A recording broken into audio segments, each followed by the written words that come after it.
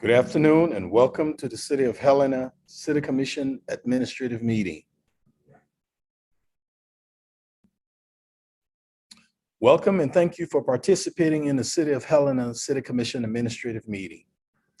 We are pleased to be able to provide this alternative meeting format in the city's effort to broaden public participation.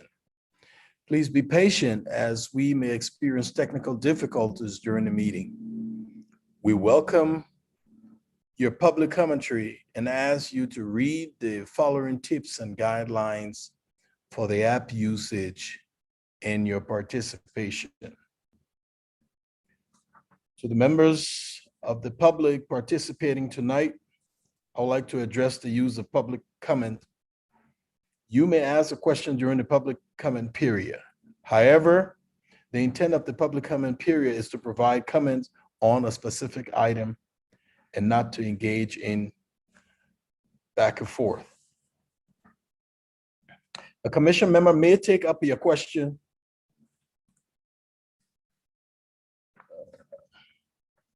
The commission member may take up your question and direct it to the city manager or the public on the public's behalf. This is the discretion of the commission. Thank you for your understanding and cooperation.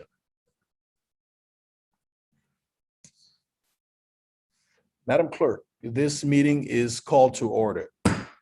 Madam Clerk, would you take the roll, please? City Attorney Joden. Here. City Manager Harlow Shuck. Here. Commissioner Halliday. Here. Commissioner Dean. Here. Commissioner Logan. Here. Commissioner O'Loughlin. Mr. Mayor, for the record, I do believe Commissioner O'Loughlin thought she may be a bit late. Yes, that is correct. Mayor Collins. Here. Yeah, I got a message saying she's running a few minutes late.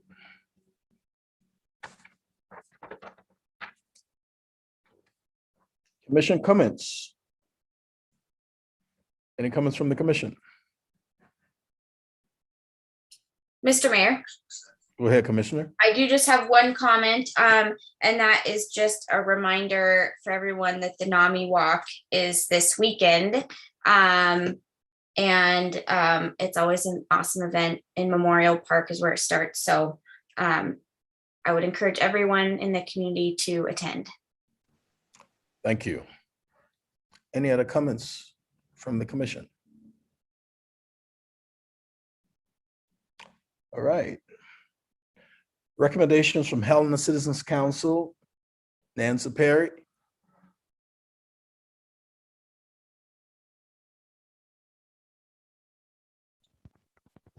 Hello, Mr. Mayor and Commissioners. This is Hello. Nancy Perry from HCC District 2.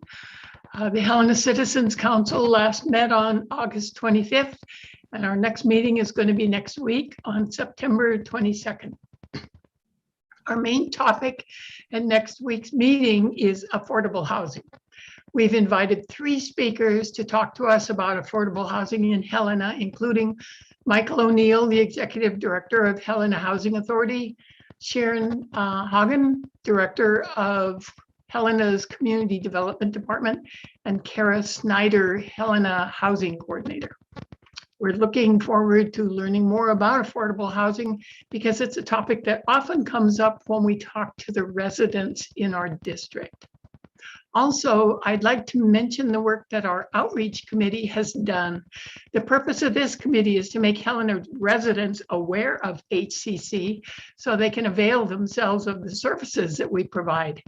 I do a lot of voter registration in Helena, and when I register new voters, I tell them about the upcoming city election on November 2nd, where they'll be electing the mayor, 2 commissioners, and all the members of the HCC.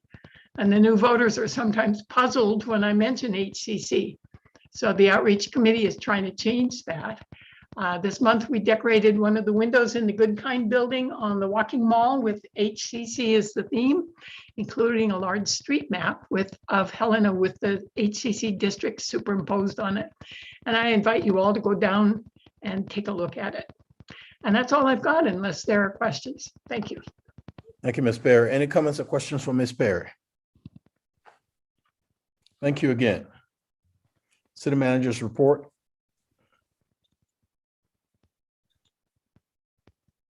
Good afternoon, Mayor. I have nothing to update at this time. On Monday, I will plan to share my thanks to all of the responders and partnership agencies who were involved in putting out the fire this last weekend so quickly. We had a lot of support from the community and appreciate Thank you. all of their help.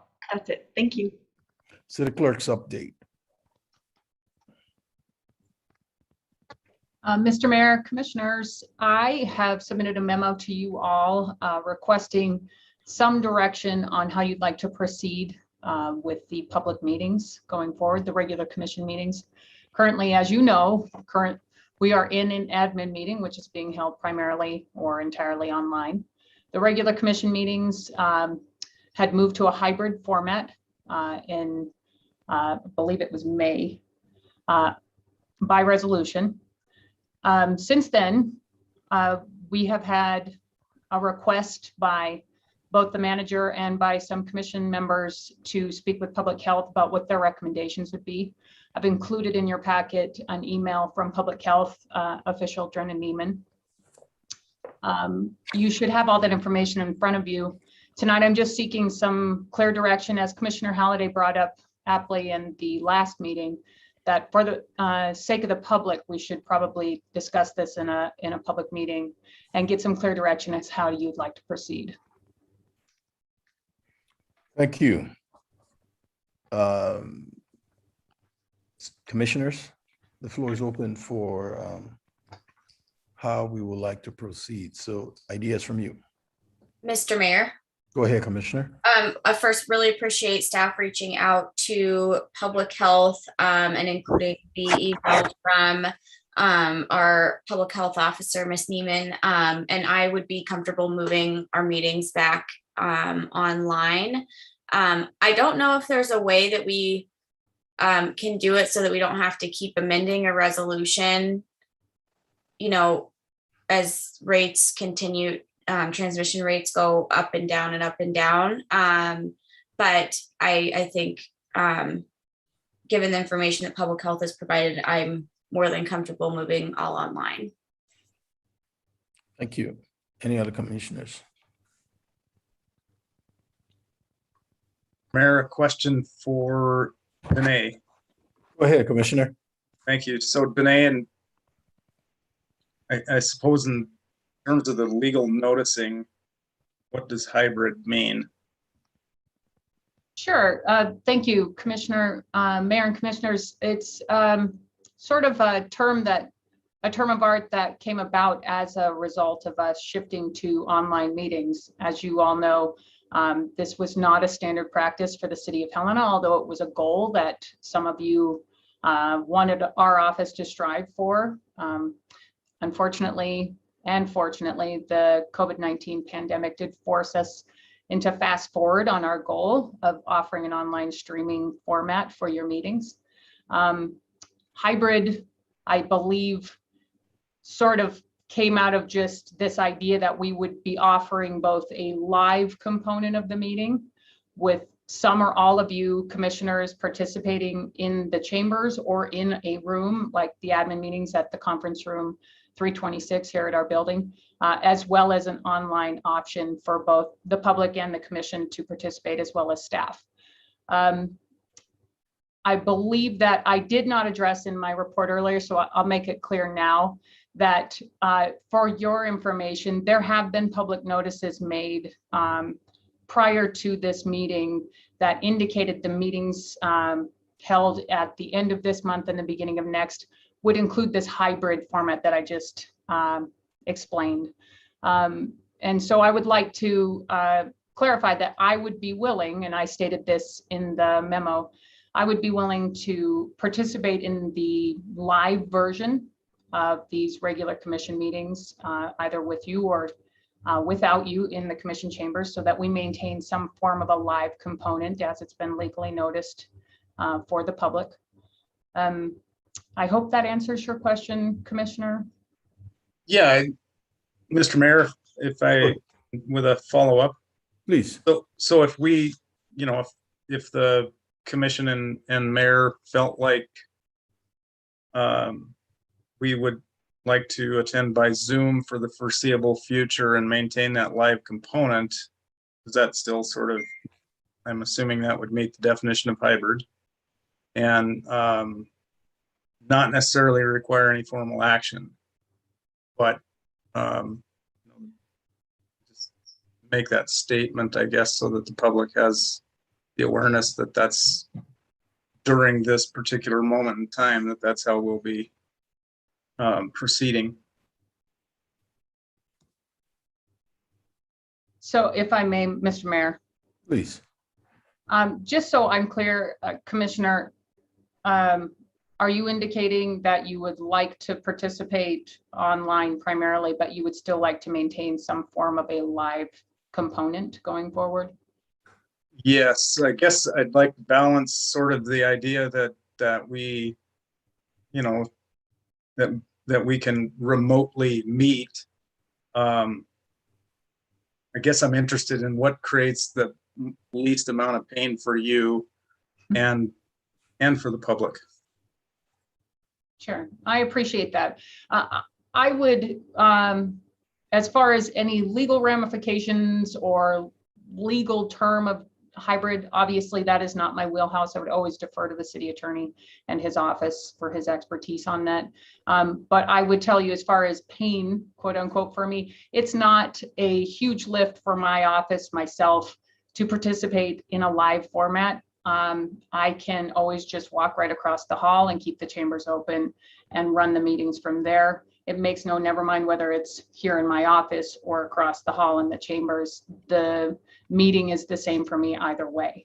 So if it makes the commission more comfortable to have that live component, and it's the will of the commission, it is a ministerial choice or a discretionary choice by you all. I'm happy to do that. I just would like to get a clear direction from a majority of you as to how you'd like to continue.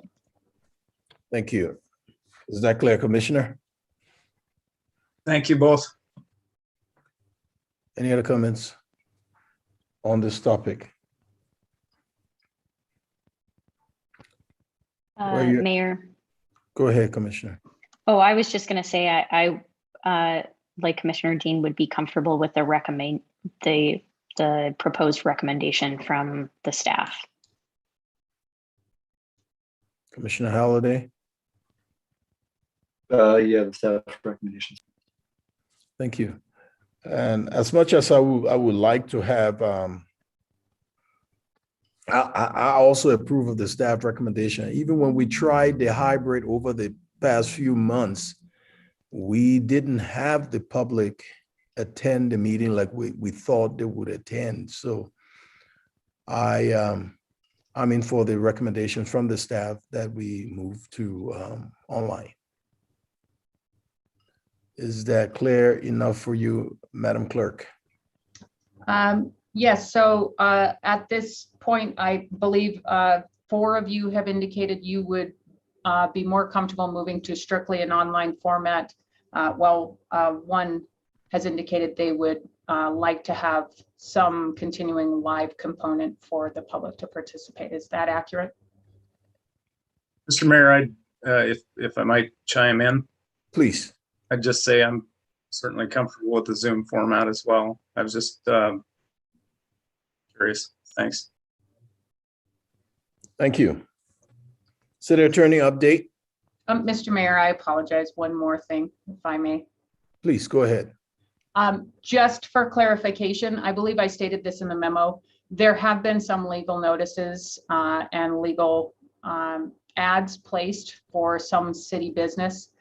We will be maintaining, for those that are unavailable for re-advertisement, some component of a hybrid format in order to not fall short of the city's obligations. So until those pass or they can be re-advertised, I will at least myself be in the chambers holding the meetings for at least for a few meetings. Thank you, and we appreciate you.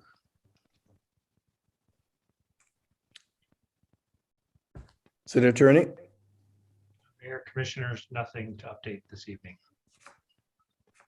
Okay, department directions, feedback needed. Helena open lands, leash requirements for dogs. City Manager? Thank you, Mayor.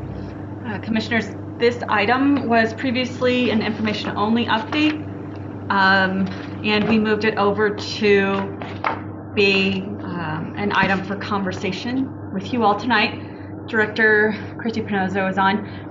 Just as a reminder for you all, we are not intending to make large changes. These aren't admin meetings, are areas where we get direction from you all, and they're not final decision-making meetings. Public meetings are those, the regular commission meetings. So I just want to make sure and share that this item has started in the last, since I've been here, since roughly the January timeframe when I came on, and in response to concerns from residents, we've come down this road with Director Panozzo, who's offered up some ideas and helping to address concerns in the community. And this is an open conversation. So I know that oftentimes we make these as back and forth kinds of conversations, but I do hope that you will interrupt us if you have questions, because of this. This is the first time I believe it's coming forward to you all in a long time. So just the beginning of our conversations. Okay. Thank you. Director Panozzo's here for you. Director Panozzo? Thank you, City Manager. Hello, Christy Panozzo, Parks and Recreation Director. I also have Brad Langsather on. He is our Open Lands Manager. And so I'm just gonna go through the memo that is provided in your packets, and just sort of start out by talking a little bit about the use of our open lands. We've seen quite a bit of increase in our open land use for hiking, biking, dog walking, all sorts of recreational activities, particularly in the last few years. And with more users, we've seen an increase in dog use. There are currently several restrictions in place for dogs on open lands. In the Helena Animal Control City Code, Section 5-2-2. Generally, dogs are allowed off leash on our Helena open lands, 100 yards from trailheads and under voice control. This memo contemplates the need to begin implementation of stricter adherence and enforcement of our rules and requirements on open lands. So we are proposing and have already started down the road of education on a phased approach to the potential for more restrictive dog behavior and leash enforcement. So phase one that we're currently in the process of is developing an educational video to share via social media, website, etc., that really teaches and educates dog owners and walkers the requirements of dogs on and off leash on Helena open lands. And I will say that this is very educational, even for me. I walk my dog on open lands on a daily basis, and so we're working a lot on our etiquette. My dog is the kind of dog who likes to say hi to everyone, and we're learning that that's not always appropriate, and so we're working a lot on our obedience. Phase two, we have proposed to implement that video and a quiz that goes along with that video as a requirement for receiving a city dog license. And this would be in the 2023-2024 time span. And then we have a potential phase three, depending on the success of phase 1 and 2, implementation of potentially more strict requirements for dogs on open lands, such as the potential for no dogs off leash.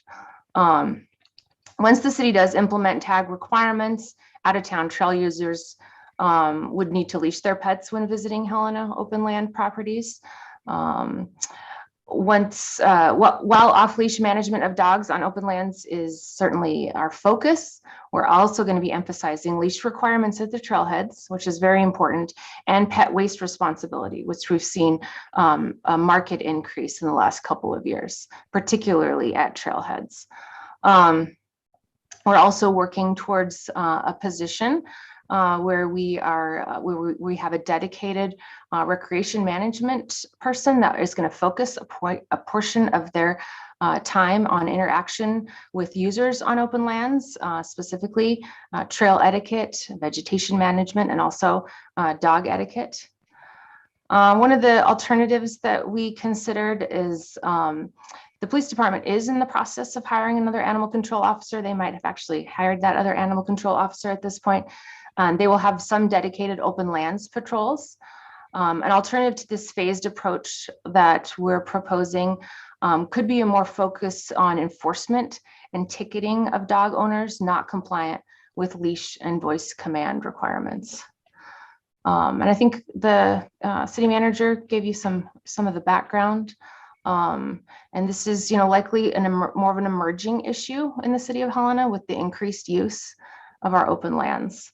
And that is all I have. So I will, I'm here for questions, and I also have our open lands manager here for questions as well. Thank you, Madam Panozzo. Comments or questions from the commission? Madam Panozzo, I have one question for you. Is HOMAC involved in that discussion with you? We did have a discussion at our HOMAC meeting, not this month, but last month about this. And? Yeah, we just generally let them know sort of what we were doing, working on the video. We are excited to potentially have that video out this winter or spring. But yeah, that was about the extent of our conversation. So what's HOMAC input? I don't have specific input from HOMAC. Well, I think we should have them in this discussion, shouldn't we? Can I ask a clarifying question? What I was looking for HOMAC in our resolutions and charter and ordinance, trying to figure out their so call it my novice and not having enough time to get my head around the HOMAC team. Mayor, the commission's establishment of HOMAC was to help with the open lands plan. Is that correct? Can you, do you, or maybe Thomas, can you help? Or Danae on that? The reason I'm asking, we're going to be working on the revisions to the boards and commissions ordinance sections and wanting to make sure that we get clarity on the use of the boards and commissions on the work of the team and providing input on operational activities versus the actual call out of what they're expected to do. So I'm not trying to limit public participation, but instead understand and clarify what is the expectation of the commission on the operations and the use of their boards and advisory boards in operations before bringing forward activities in the community. Thank you. So HOMAC didn't give any input. Did I get that right, Madam Nozo? So they're related to the open space plan, right? Christy?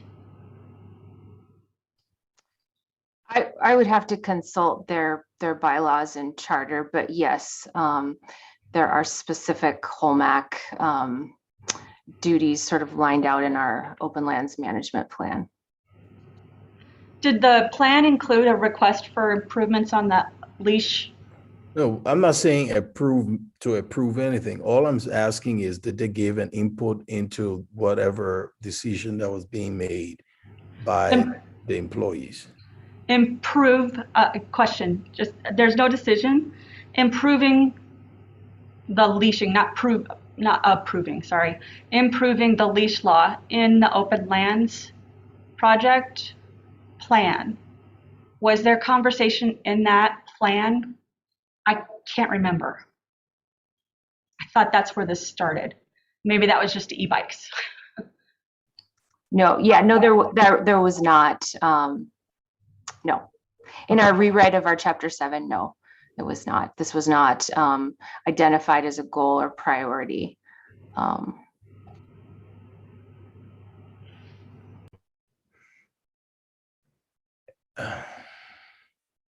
see we're a little confused about what's going on. And I see 2 hands up. Commissioner Dean. Mayor, I'd be okay deferring to Commissioner O'Loughlin because she had hers up first, and I didn't know. I just. No, that it's fine. So you have the floor.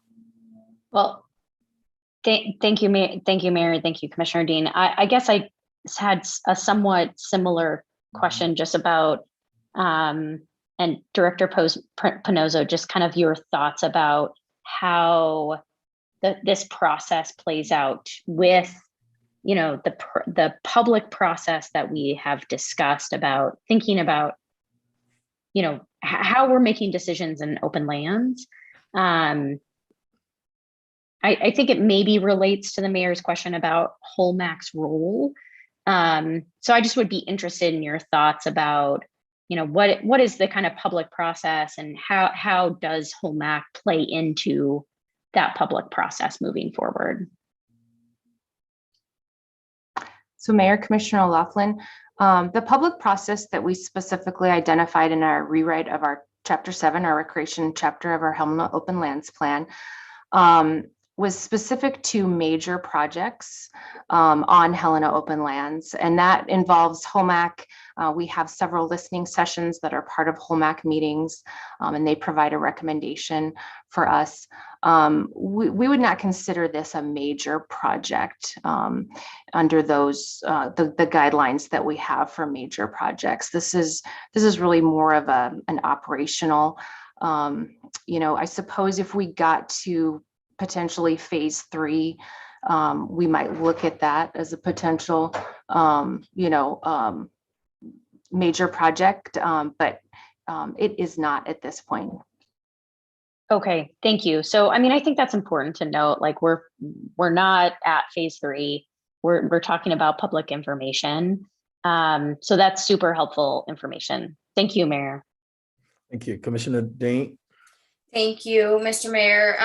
That was helpful in one of the questions I had. So there's 2 things I'd like to comment on. I think the first is, it sounds like Holmac, and this is almost a separate issue, but adjacent, Holmac is not currently established by resolution. Is that correct? Rachel or Christy, I don't know which. Correct. Thomas, okay. So I guess one thing, I think it might be worth us considering having it established by resolution, because I think that maybe is causing some confusion about who does what and when. The other piece specifically on the phases that are discussed here. First, I really appreciated kind of the thoughtfulness of these phases. So Christy and your team, thank you.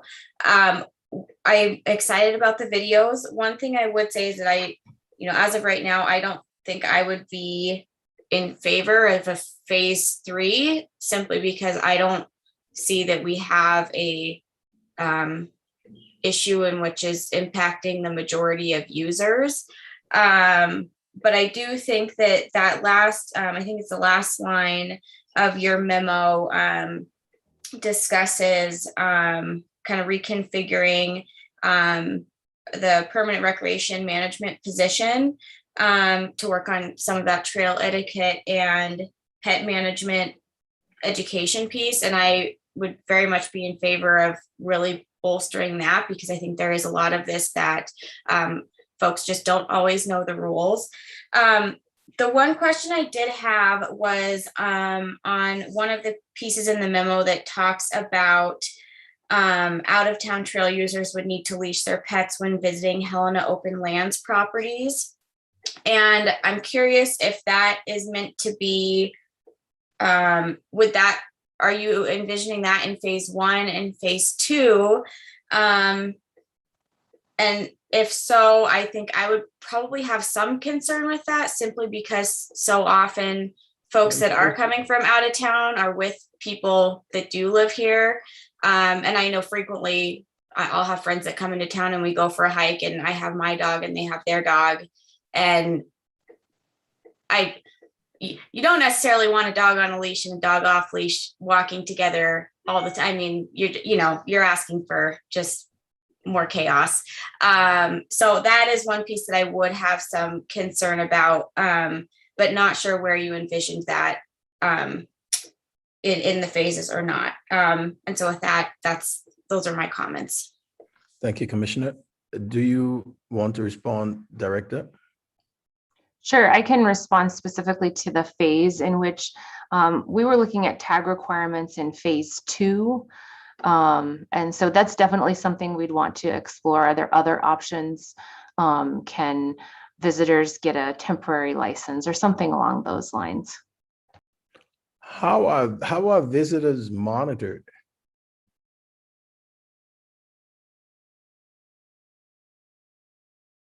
Director? Mayor, we don't monitor visitors. Yeah, but that's where I'm saying, when you say visitors will come with their dog on the leash, and how do you monitor that kind of stuff? Yeah, it's challenging. Yeah. Okay. Commissioner Logan. Thank you, Mr. Mayor. So I'm going to take ownership, I guess, of having brought this issue forward. As I look back about, I think it was last summer sometime, we had received some pretty serious concerns expressed in emails about dog, and I guess in that case it was dog human interactions, and they struck me as being, the folks that took the time to send those to us, as they were seriously concerned about their safety. So I guess as a former public safety official, I had a hard time looking away from that. And so I think it's important to acknowledge that challenges or problems do exist in our open lands relative to dogs, and that we need to do something different to address those concerns. And I appreciate the work actually that staff has done. I know the interim manager, she sort of got the ball rolling, so to speak, but we really had to transition into new leadership with Rachel, with the advent of Rachel. And so, they kind of pick things up in January, and here we are. And it doesn't seem like, we've gotten a lot of feedback about this, or I have personally, because, having brought this forward individually by email on the trail. And I'd say if I've received one comment from people that want to change, I've probably gotten 15 or 20 from folks that don't want any kind of change at all. And I think it's important to acknowledge that some people do have difficulties with dogs and them being unrestricted or not being controlled in our open lands. However, it sounds like staff's recommendation are really not recommending any changes. It's I think educational, which is good, to raise awareness about that problems do exist, and not everybody is comfortable with dogs.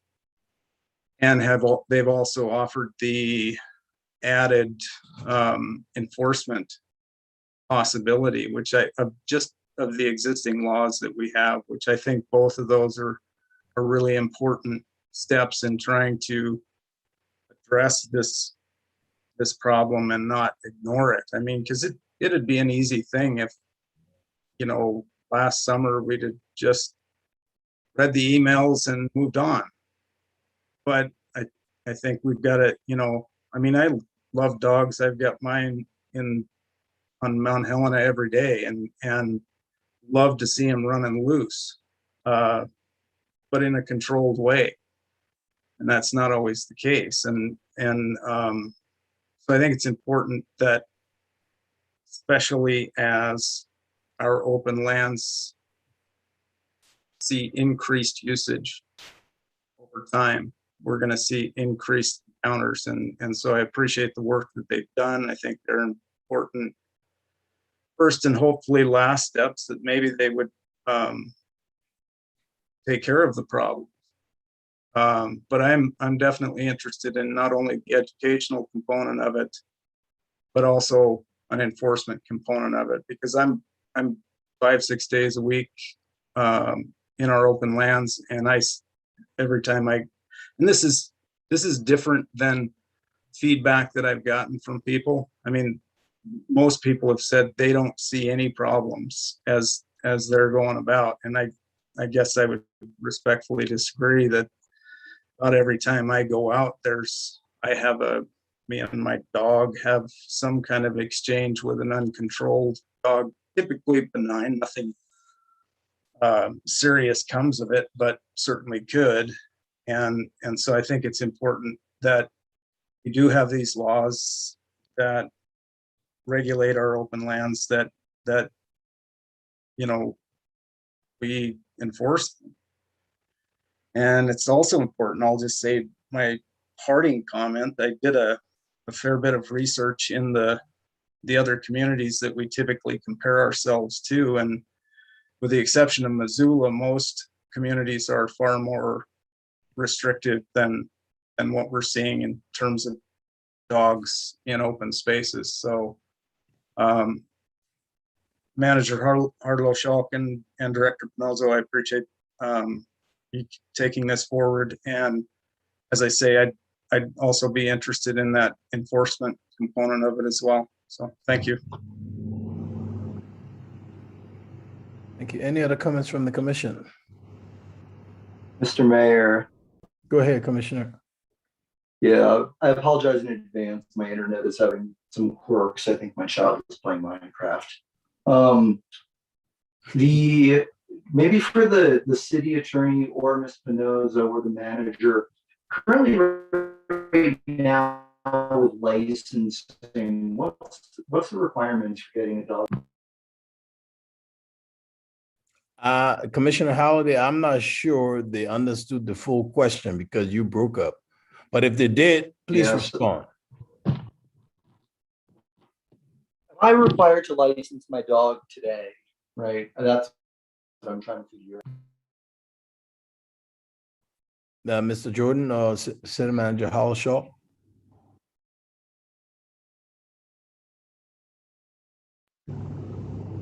Thank you, Mayor. I'm just sharing the dog license application. Anyone has to complete a dog license application, and they also pay a licensing fee into the city. Right now, it's $25 for each male or female. This would be the process that Director Penozo is sharing. We would improve and require that the owners would, if in fact they're going to have off-leash animals, they would have to complete the online training program, as well pay for this licensing fee. Also, we have in the last adopted budget, the police department, you all funded the 1.0 urban wildlife and animal control officer, which will return to the city. I understand it was cut a while back, and it will support the urban deer program and increase the animal control ordinance compliance as well. I just want to underscore that is now adopted and something the team is working on getting filled.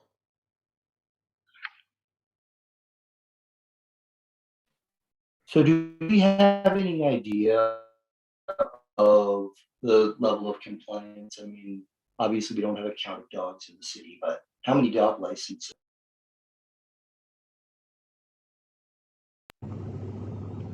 Thank you, Commissioner. When last we discussed the licensing increase under the Book of Fees conversation, the inventory of licenses was something that needs to be worked on. As you know, you all are helping to fund and agreed to fund the improvements to our finance system. So that information is not readily available, but we can certainly turn around and find out how many we know to have registered currently. So then maybe a comment, I'm assuming we're gonna get some public comment here in a minute, but and again, if I get cut off, I'm sorry. So I do share some of the mayor's concerns with regard to Holmac. Mostly just ensuring that there is a public process. And I think one of the things I keyed in on was, Commissioner Logan's acknowledgement that what we are ultimately looking at here is greater restrictions on dogs on trails in the city of Helena. And we have trail pressures. We're a growing city. Taking action is and studying this is a good thing to do. But just like when we looked at not a trail project, but something of such public import, we turned around and said, we need to have a greater amount of public process. I think a video is great, but I would caution that as we move towards licensing, greater regulation, ultimately visitors not being able to have dogs off leash and move down that road towards potential leashing rules. The city really give thought because again, greater restrictions on dogs is something that's we've already seen it inflame passions, even if we're talking 3 years out. And we have a public body that is set up to have these discussions. Thank you. Okay, Commissioner Dean, and then we'll go to public comments.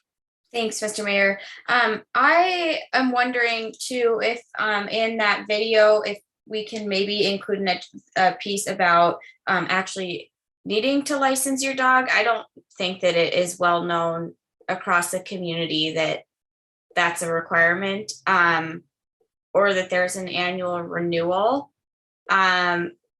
So I think including that educational piece would be good.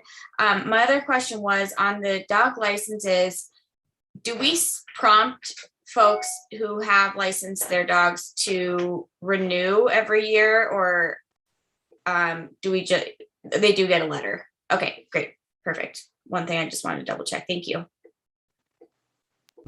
Okay, thank you.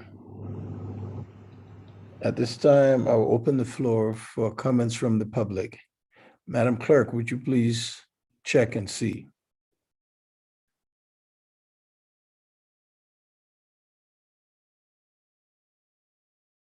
Madam Clerk?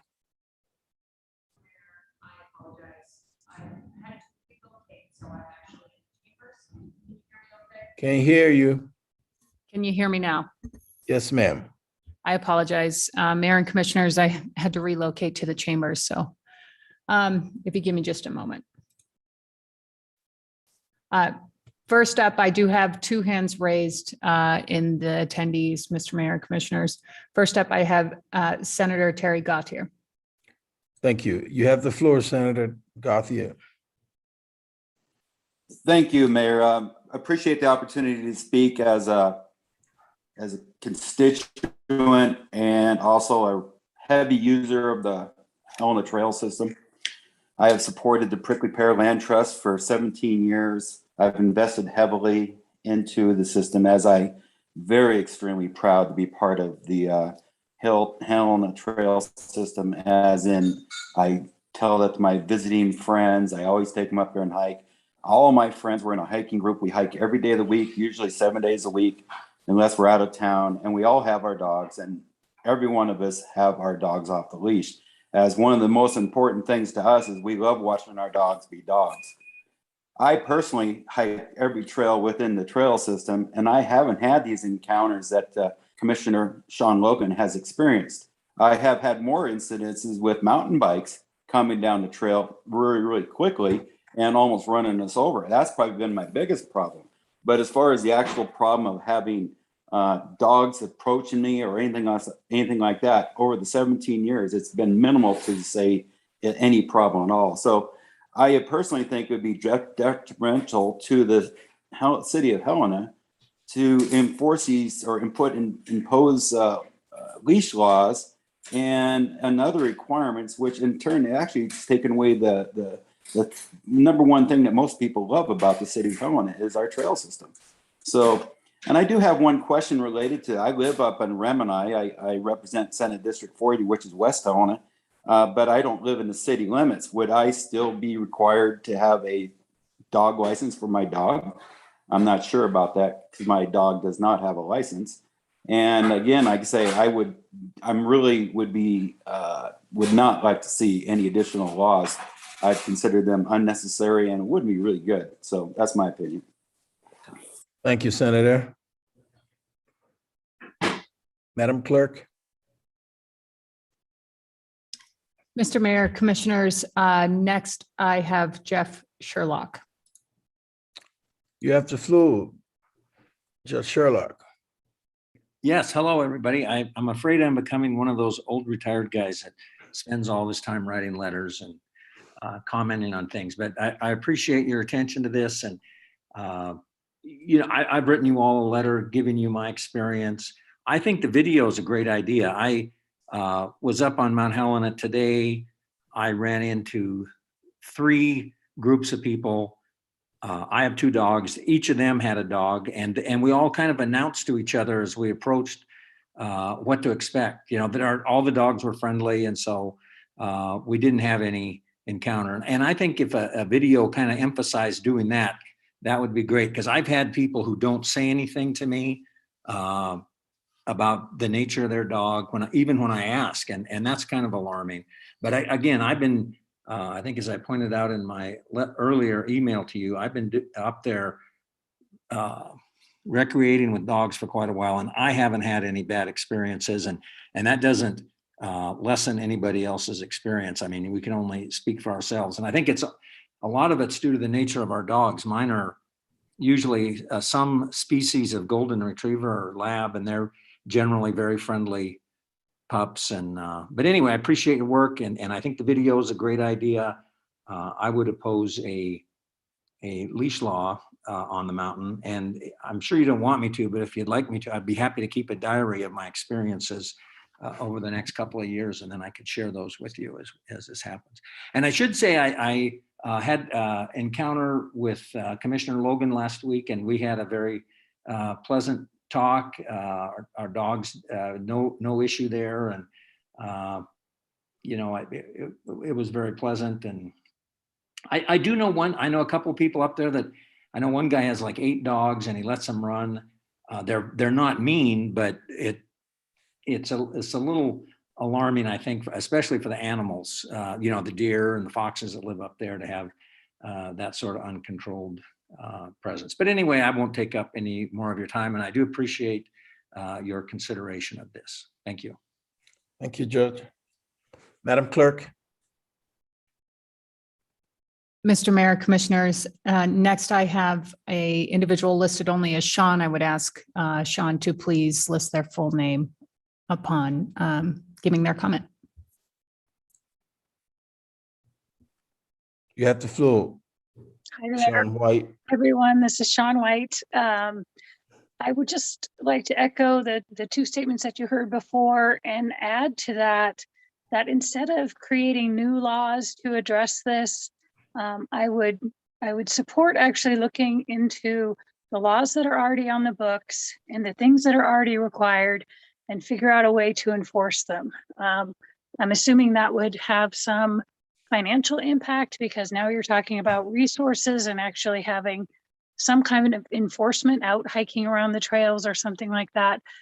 But we already have laws on the books. If you live in the city, your animals are already supposed to be licensed. If you have more than 3 dogs, you're supposed to have a kennel license and those types of things. So instead of creating new laws, I would request that we look at what's already on the books and see if we can't make those enforced and have behavior of the dog owners accordingly. Like our previous two speakers, I'm up on the mountain almost every day, rain, snow, sleet, sun, wind, whatever it is. And I've had one experience in 30 years of a negative dog encounter, and it was on a city street, not even up on the trails. So most of the people that are up there, you know, are behaving well. There's lots of places in the city to go where dogs are not allowed to be off leash, in city parks and things like that. So if there are people with, you know, acute dog phobias, there are places they can go, you know, and they wouldn't have to experience anything around a dog off a leash. So I appreciate everyone's work on this, and hopefully you've gotten a lot of letters with our constituents telling you what their opinions are on this as well. Thanks. Thank you, Ms. White. Madam Clerk?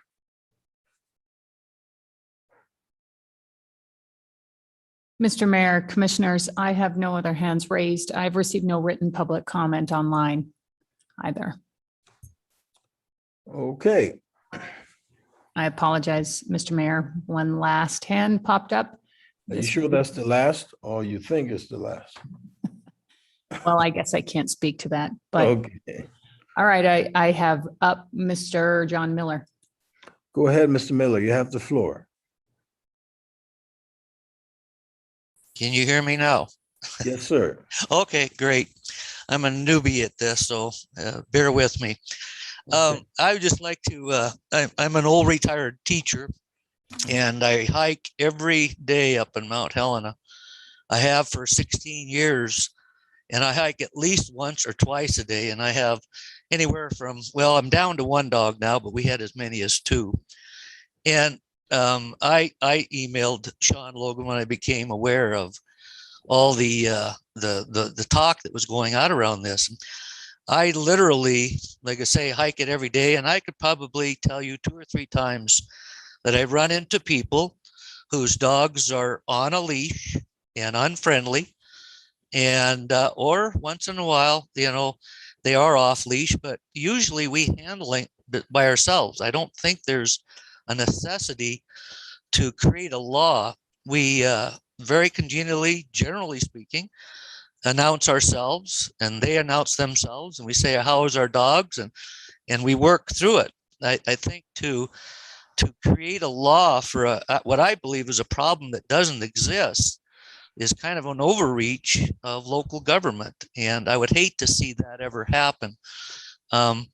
We are working, I think that educational piece that Christy talks about, maybe part of that could include how to work with the dog on leash or off leash, because to say the only instances I've ever had are people who have a dog on leash and the dog seems to be, you know, under duress. I was listening to Emily Dean's comment earlier with her friends, and that's exactly what we see.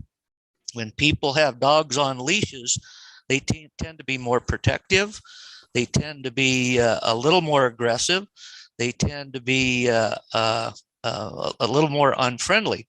And yet when we find dogs off leash, the dogs usually work it out. And so I guess all I would like to say is over all the years, I've had very, very, very few, you know, uncomfortable circumstances, maybe 1 or 2. And usually we work through those things and get that figured out. Again, I guess I'd like to express my appreciation for all the work you folks are doing.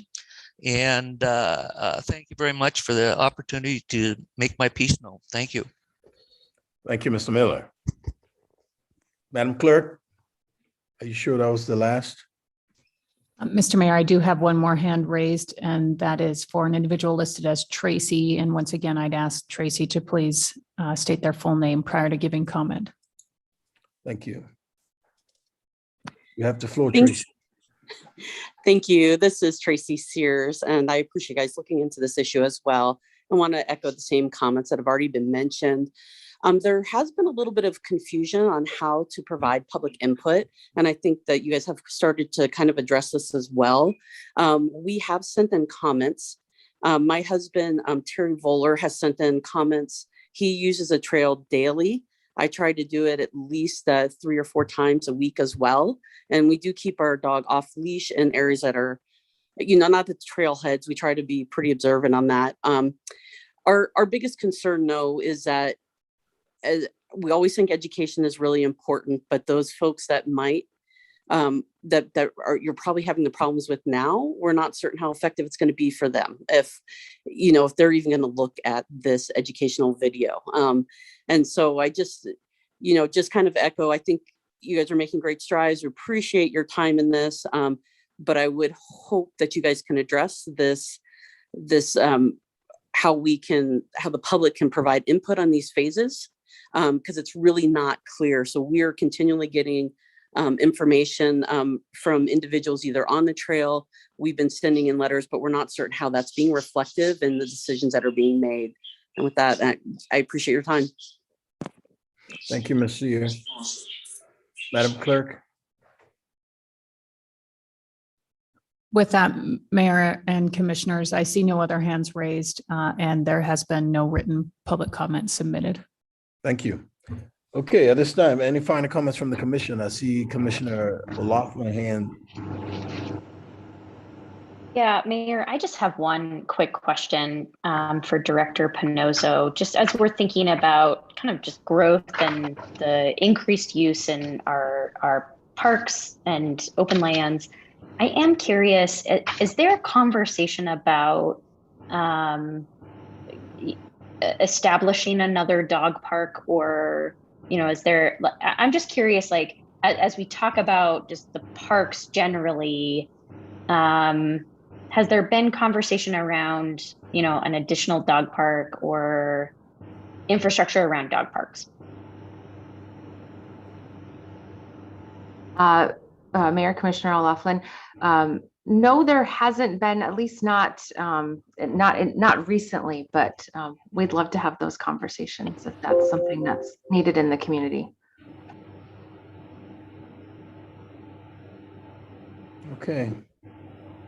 Any other final comments before we move forward?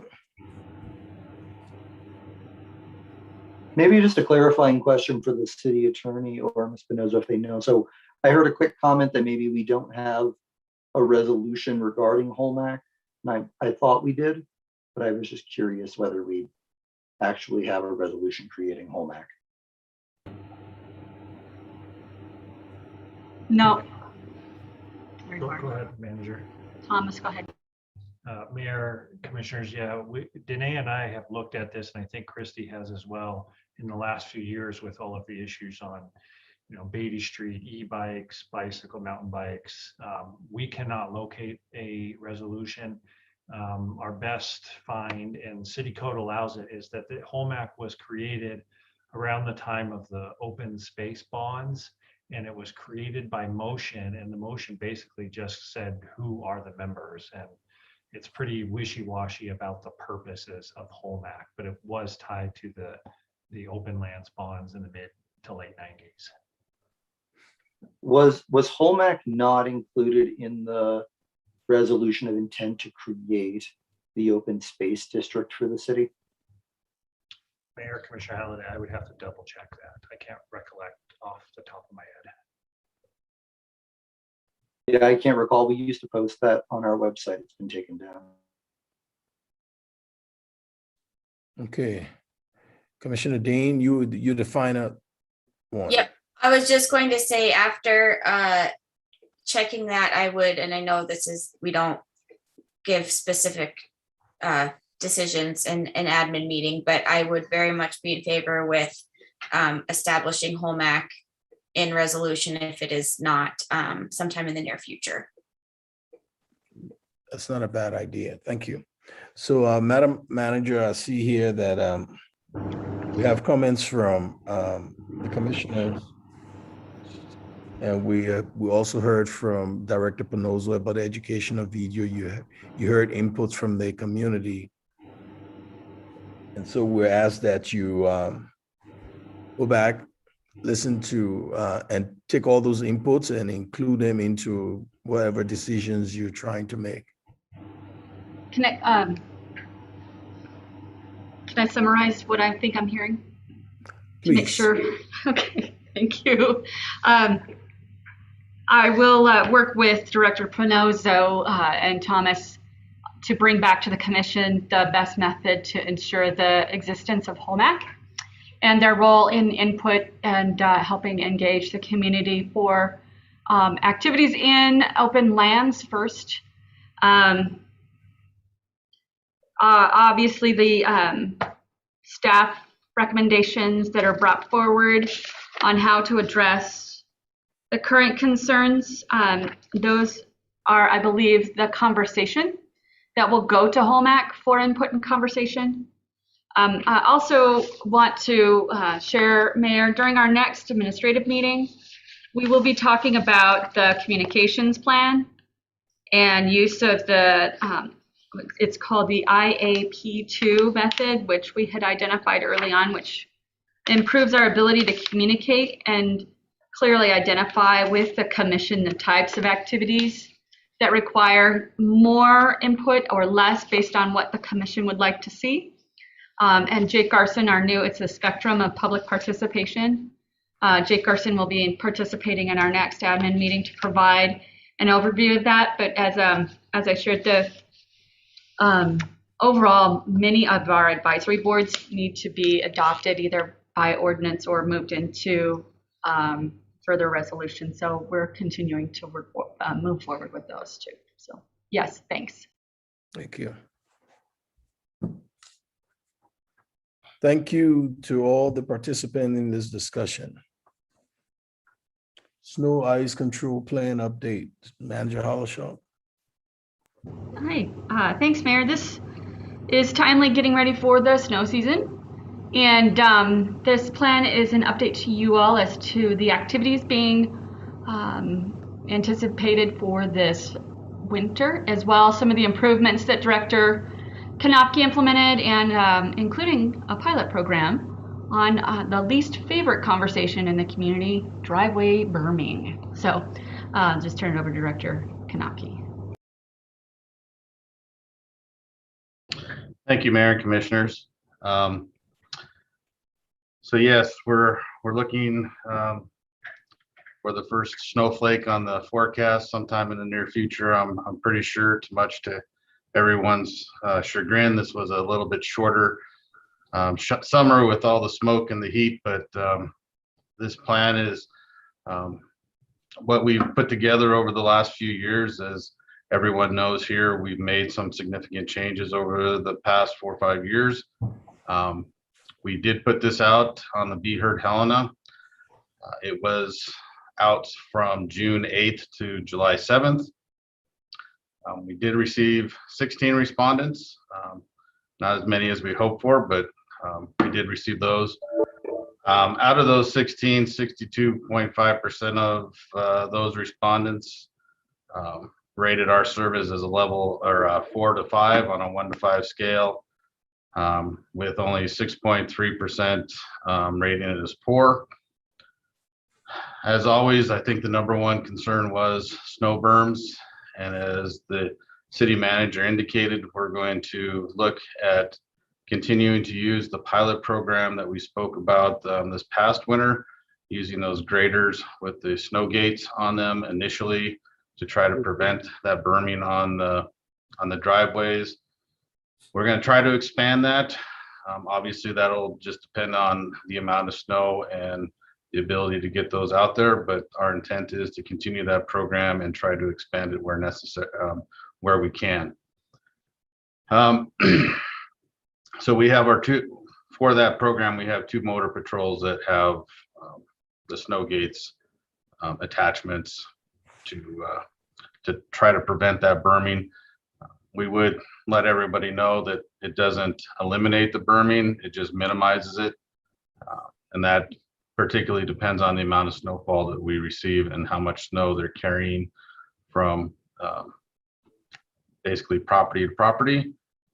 One little tidbit of information that we're going to try to get out there to all the citizens is when you are shoveling your sidewalks or trying to shovel out those spots in front of the boulevard there, to put the snow on the downstream side. That prevents, if you have a big dump of snow and you have a big pile of snow out there, that prevents that big pile of snow from getting pushed into the area that was just shoveled. So the other pretty good question that we seem to get every year is hours of operation.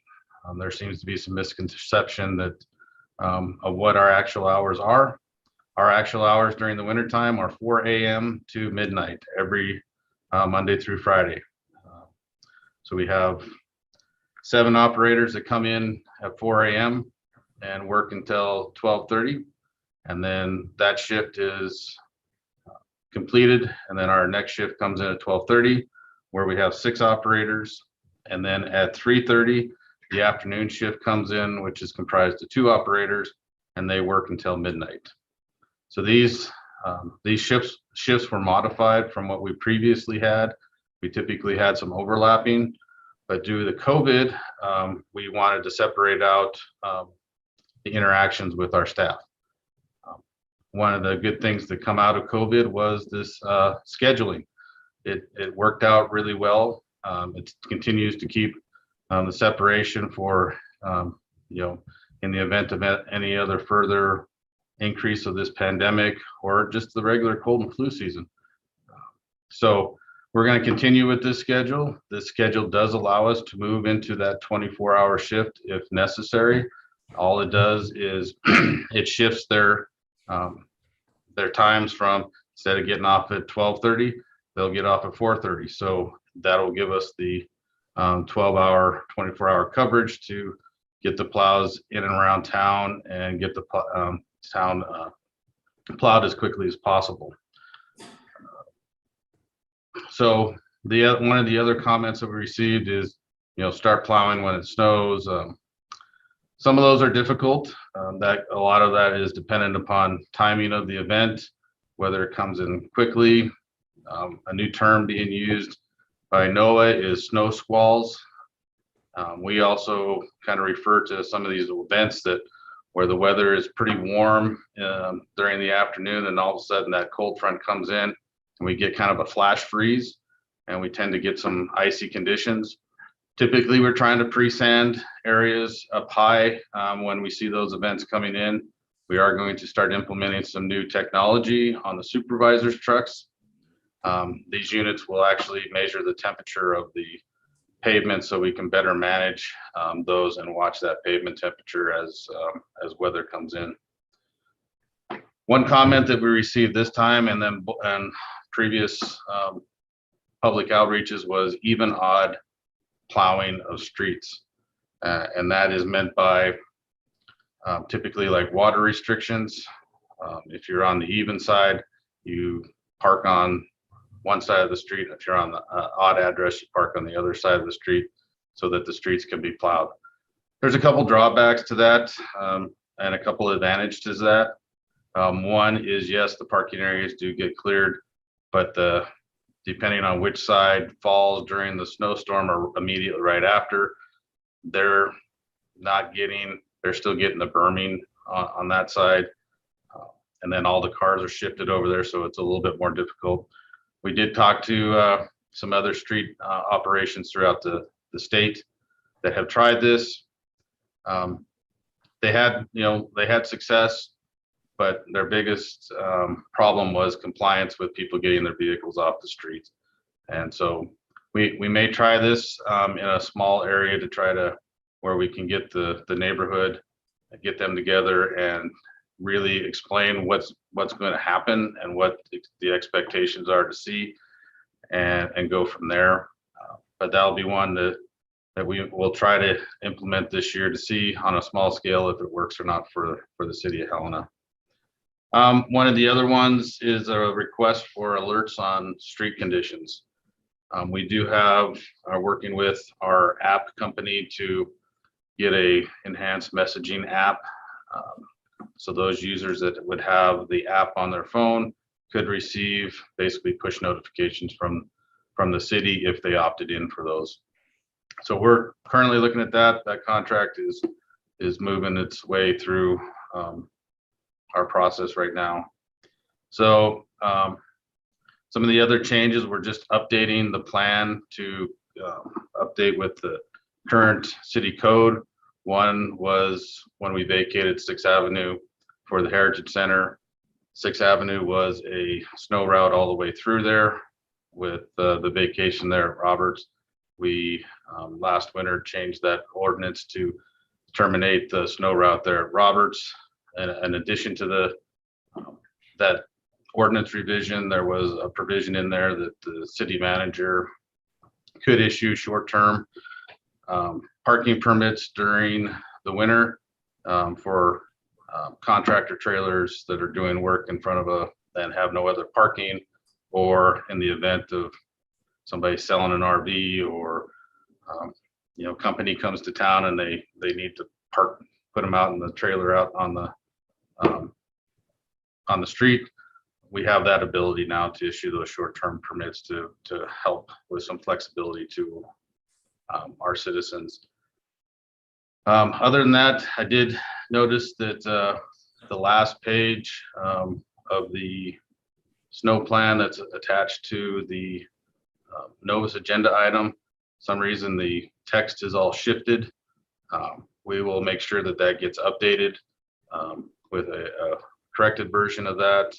And the last thing is we do have some new staff members that will be getting out with some of our veterans and showing them the routes and how to best plow the city, and get them trained up before the first snow flies, and then they'll just have the trial by fire. So I'd be happy to answer any questions. Thank you. That trial by fire, I hope it won't cost the city, that's all. No, sir. Any comments or questions from the commissioner? I see Commissioner Halliday. Thanks, Mr. Mayor. No question at this time, just a comment, which is really just a thank you to Mr. Kanopke and his staff over really the last 3 years. There was a time when the city, all we got was complaints about snow plowing. I remember meetings where the commission might say, what do we do? And the response was, well, you live with it because snow exists in the Mountain West and we're doing the best we can. And then David, you came in right around the time transportation was broken out and basically took this program on. And it was like night and day a year later. And now here we are getting updates ahead of snow season on not just how things worked and how things worked well, but ways in which you're looking to improve, which was something that prior to 4 years ago was not even something the city talked about. So I hope you and your staff, and can take back to them just how much great work you've done on the city's snow plowing and the improvements you've made over the last 4 years. Thank you, Commissioner. Thank you. Any other comments for Director Kanopke? Thank you, Director. I appreciate all you've done. Please convey that to your team. I will do that, Mayor. Thank you.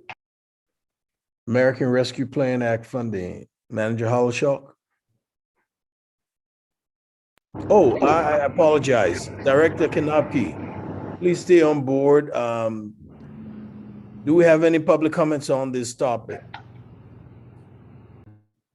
Mr. Mayor, Commissioners, I have no hands raised. I do, however, have one written public comment for this item. I have some written public comment that came in late for the previous item too, which I'd like to read aloud if that is okay, Mr. Mayor. For the previous, no. For this one, yes. Fair enough. For this current topic, Sonda Gaub states, I have concerns for the needs of additional funds for the snow squalls that come when there are only 2 operators and additional overtime for those surprise snowstorms that last longer than projected. Thank you. Do we have any other comments, public comments on this topic? Okay, thanks, Director. Madam Hollishaw, you have the floor. Thank you, Mayor.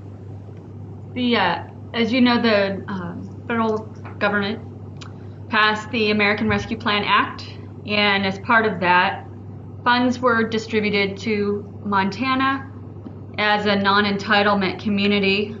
Those dollars were then distributed through the state down to the City of Helena. There are 2 allocations of dollars.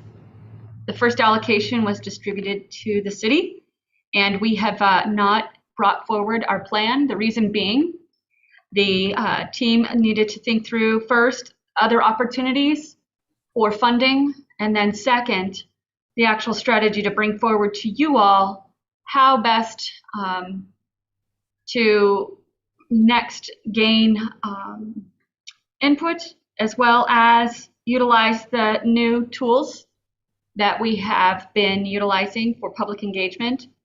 Last year, during the general fund savings conversation, we held not only public meetings, but also additional input online, and have continued through this new fiscal year, input from not only the staff, but also the community on how best to respond to the impacts of COVID-19, as well as how to address major infrastructure gaps that we have. As I've shared to all of you before, the city has really quite a bit of work to do. Director Leland is on today, and he will be sharing to you the projects applied for in the water and the wastewater grant application process with the state. That's another funding source. Before we brought forward any recommendations on or proposals on how to move forward, we first wanted to make sure the city took the opportunity to fund as much as we could through the water and wastewater projects grants. So I know you already have the memorandum that outlines the recommendation that we're bringing forward tonight. This staff recommendation is in consideration of a variety of input from the community, much like was done within the general fund savings, as I shared last year we had completed. So if you're ready, I'll turn it over to Director Danielson, who will start a presentation for you all. You have the floor, Director Danielson. Thank you, City Manager Holoshock, Mayor and City Commissioners. Good evening. If Danae will give me the ability, I think I can share my screen here.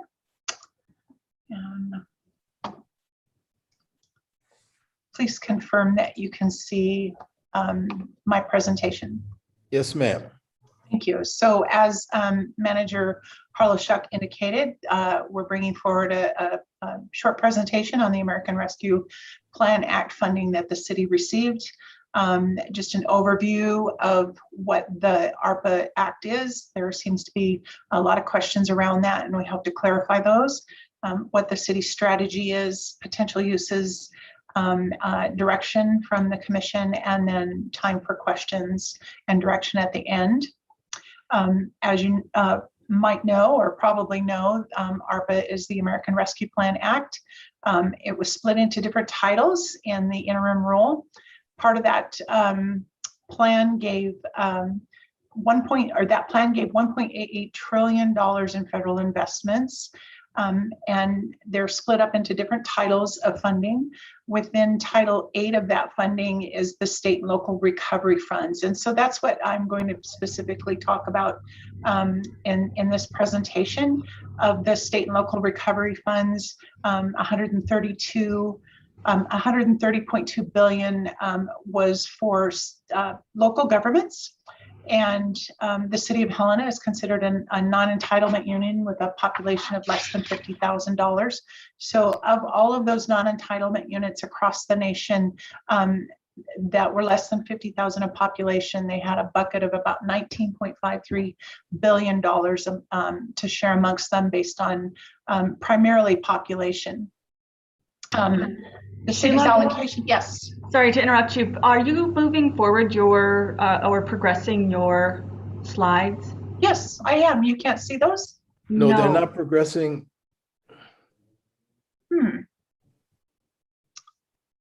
Well, I'm not sure what to do about that. You can only see the front page. Correct. Let me see if I can just. Perhaps a different screen. Yeah, let me just exit here and see if I can bring up the presentation again. So.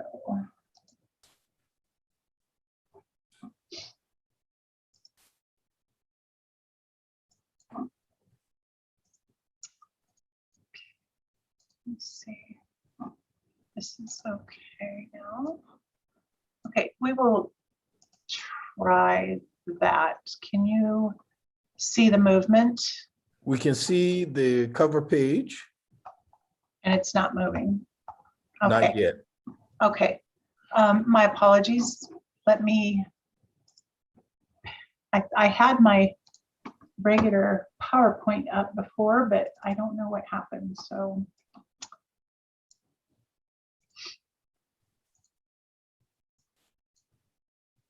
I'm going to try it, Sheila. Okay, thank you. Yeah, this is my PowerPoint. And can you see the movement of my screen now? Negative. No. Okay, I don't know what the problem is then. Okay, please continue. Thank you. Please email it to the group and put it on the website. Yes, it was in the packet.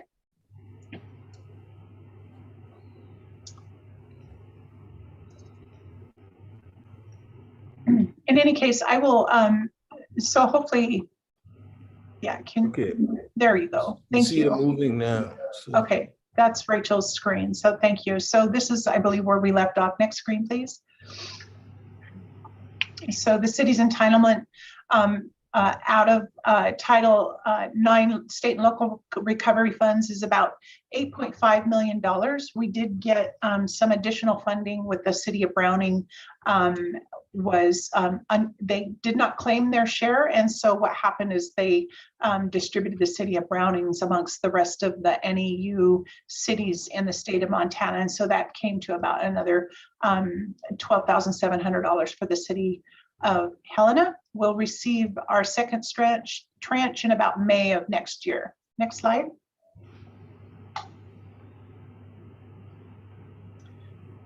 Rachel, did you want to take over on this particular slide? Thank you. Yes, this I want to pull out from the content of the memo some considerations for the funding and bringing these dollars to you all. So Sheila will go into further detail around the parameters and so forth, but just as a city, just to give you some thoughts around strategy. Alignment with your strategic outcomes, alignment with the limited construction window we have in Helena. You're going to hear Director Leland share that we've roughly got $8 million worth of funding already for water and sewer, and those projects are within and will be constructed by a limited pool of contractors in town. So knowing how limited the pool is here, aligning that along with the winter season, timing of the city funding overall, and the 2022 and 2024 spend down window commitment window. And Director Danielson, Sheila, if you can correct me if I'm wrong, but we have to have all of these dollars committed by 2024 and fully spent. Go ahead. Yes, we either have to have a contract in place or have the funds spent by the end of 2024. So then looking at what is the greatest demand for dollars and what is our greatest need? So it's, you all have heard, and many have shared, the number one issue is the lack of affordable housing at every income level. Oftentimes the conversations around how can the city improve its methods in development and what can we do to expedite development. And what limits development is the profit margin. Our ability to help and support the movement of development is our ability to be ready for the development. And that oftentimes is our investment in our facilities and infrastructure. So that translation, just more clearly from me, I want to, as your manager, share my perspective on what we could be doing to improve the method in which we are supporting development within the community and then getting ourselves ready for it, really. Back to you, I think, Sheila.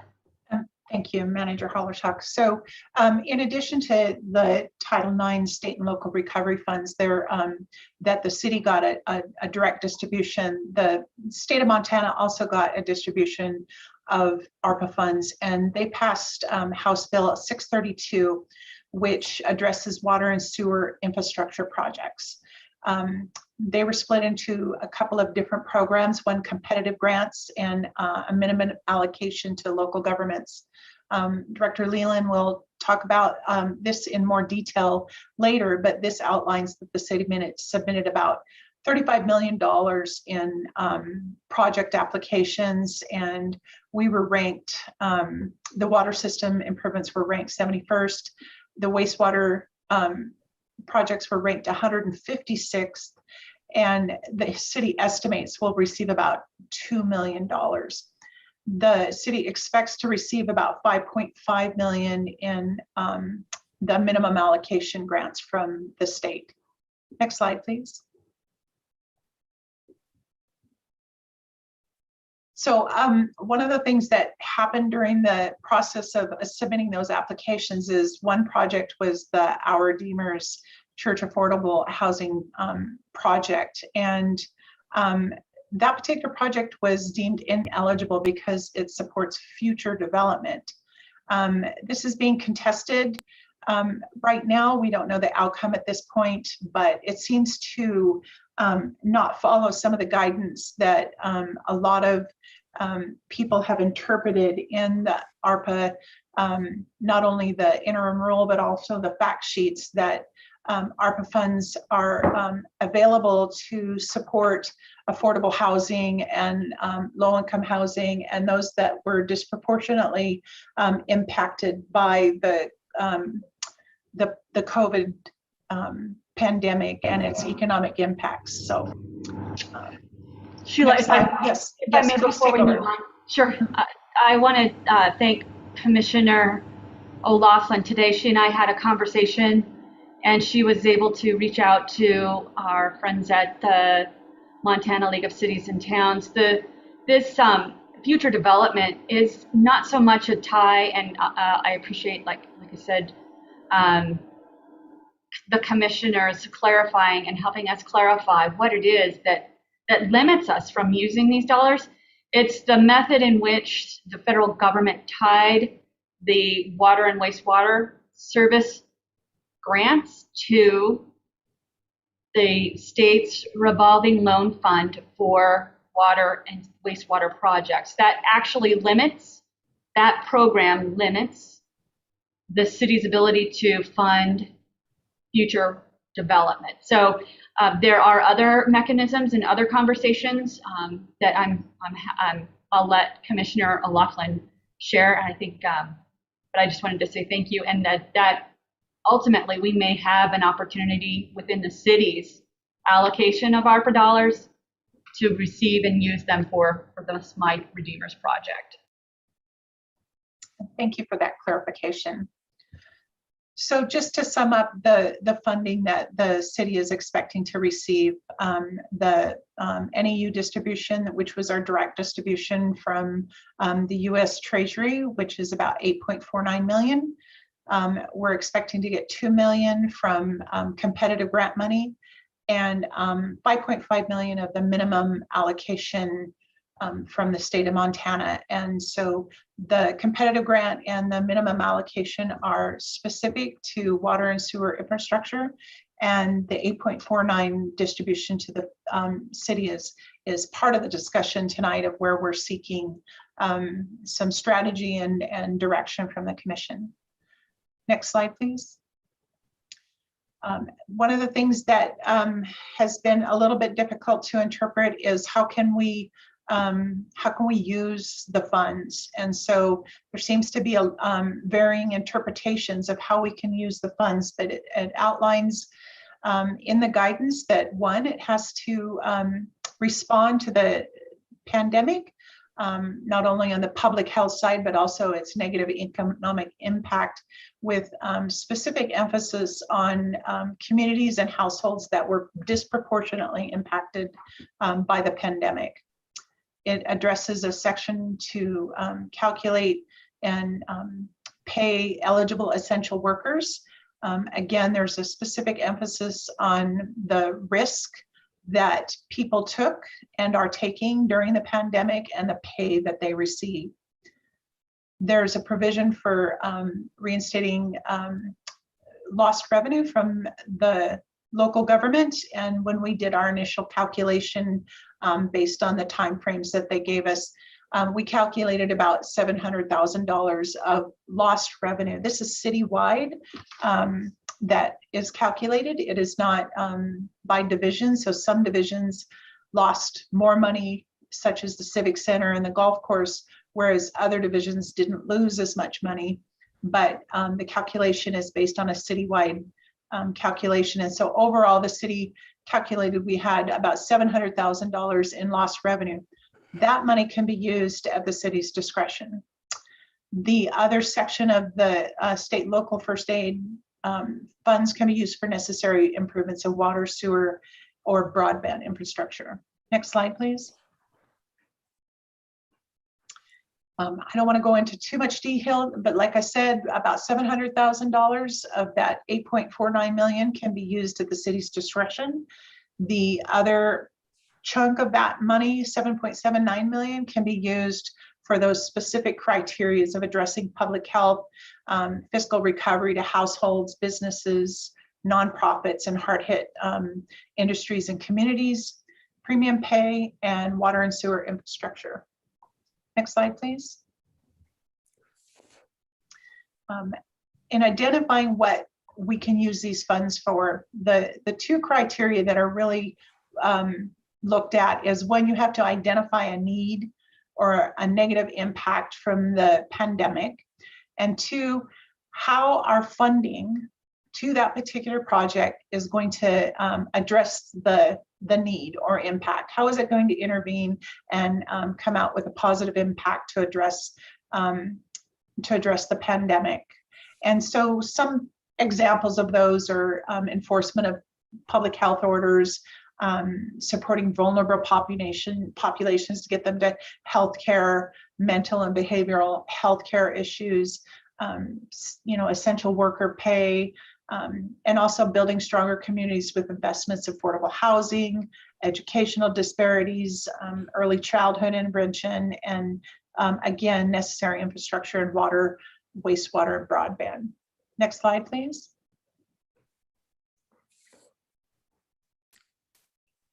So that is what the city is expected to receive, and also a criteria of how the city can spend its funds.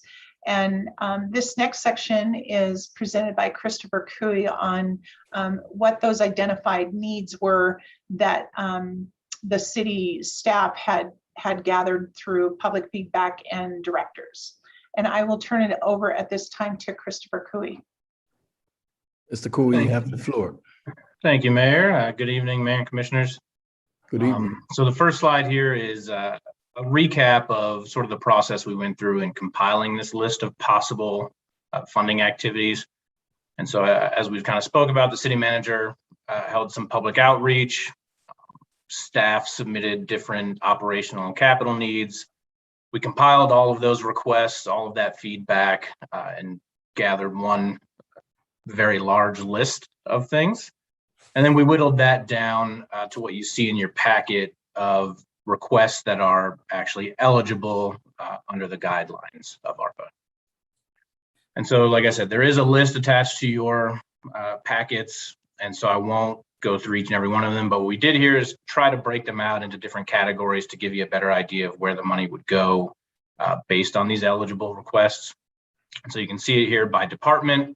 The very first one has a TBD because that'll be something we get to here in just a minute, but the premium pay scenario is a little complicated and definitely involves a lot of in-depth analysis. So we wanted to talk about that before we put the hours into that analysis. So The rest of them, as you can see, going through community development, the city attorney, all the way down through public works and transportation.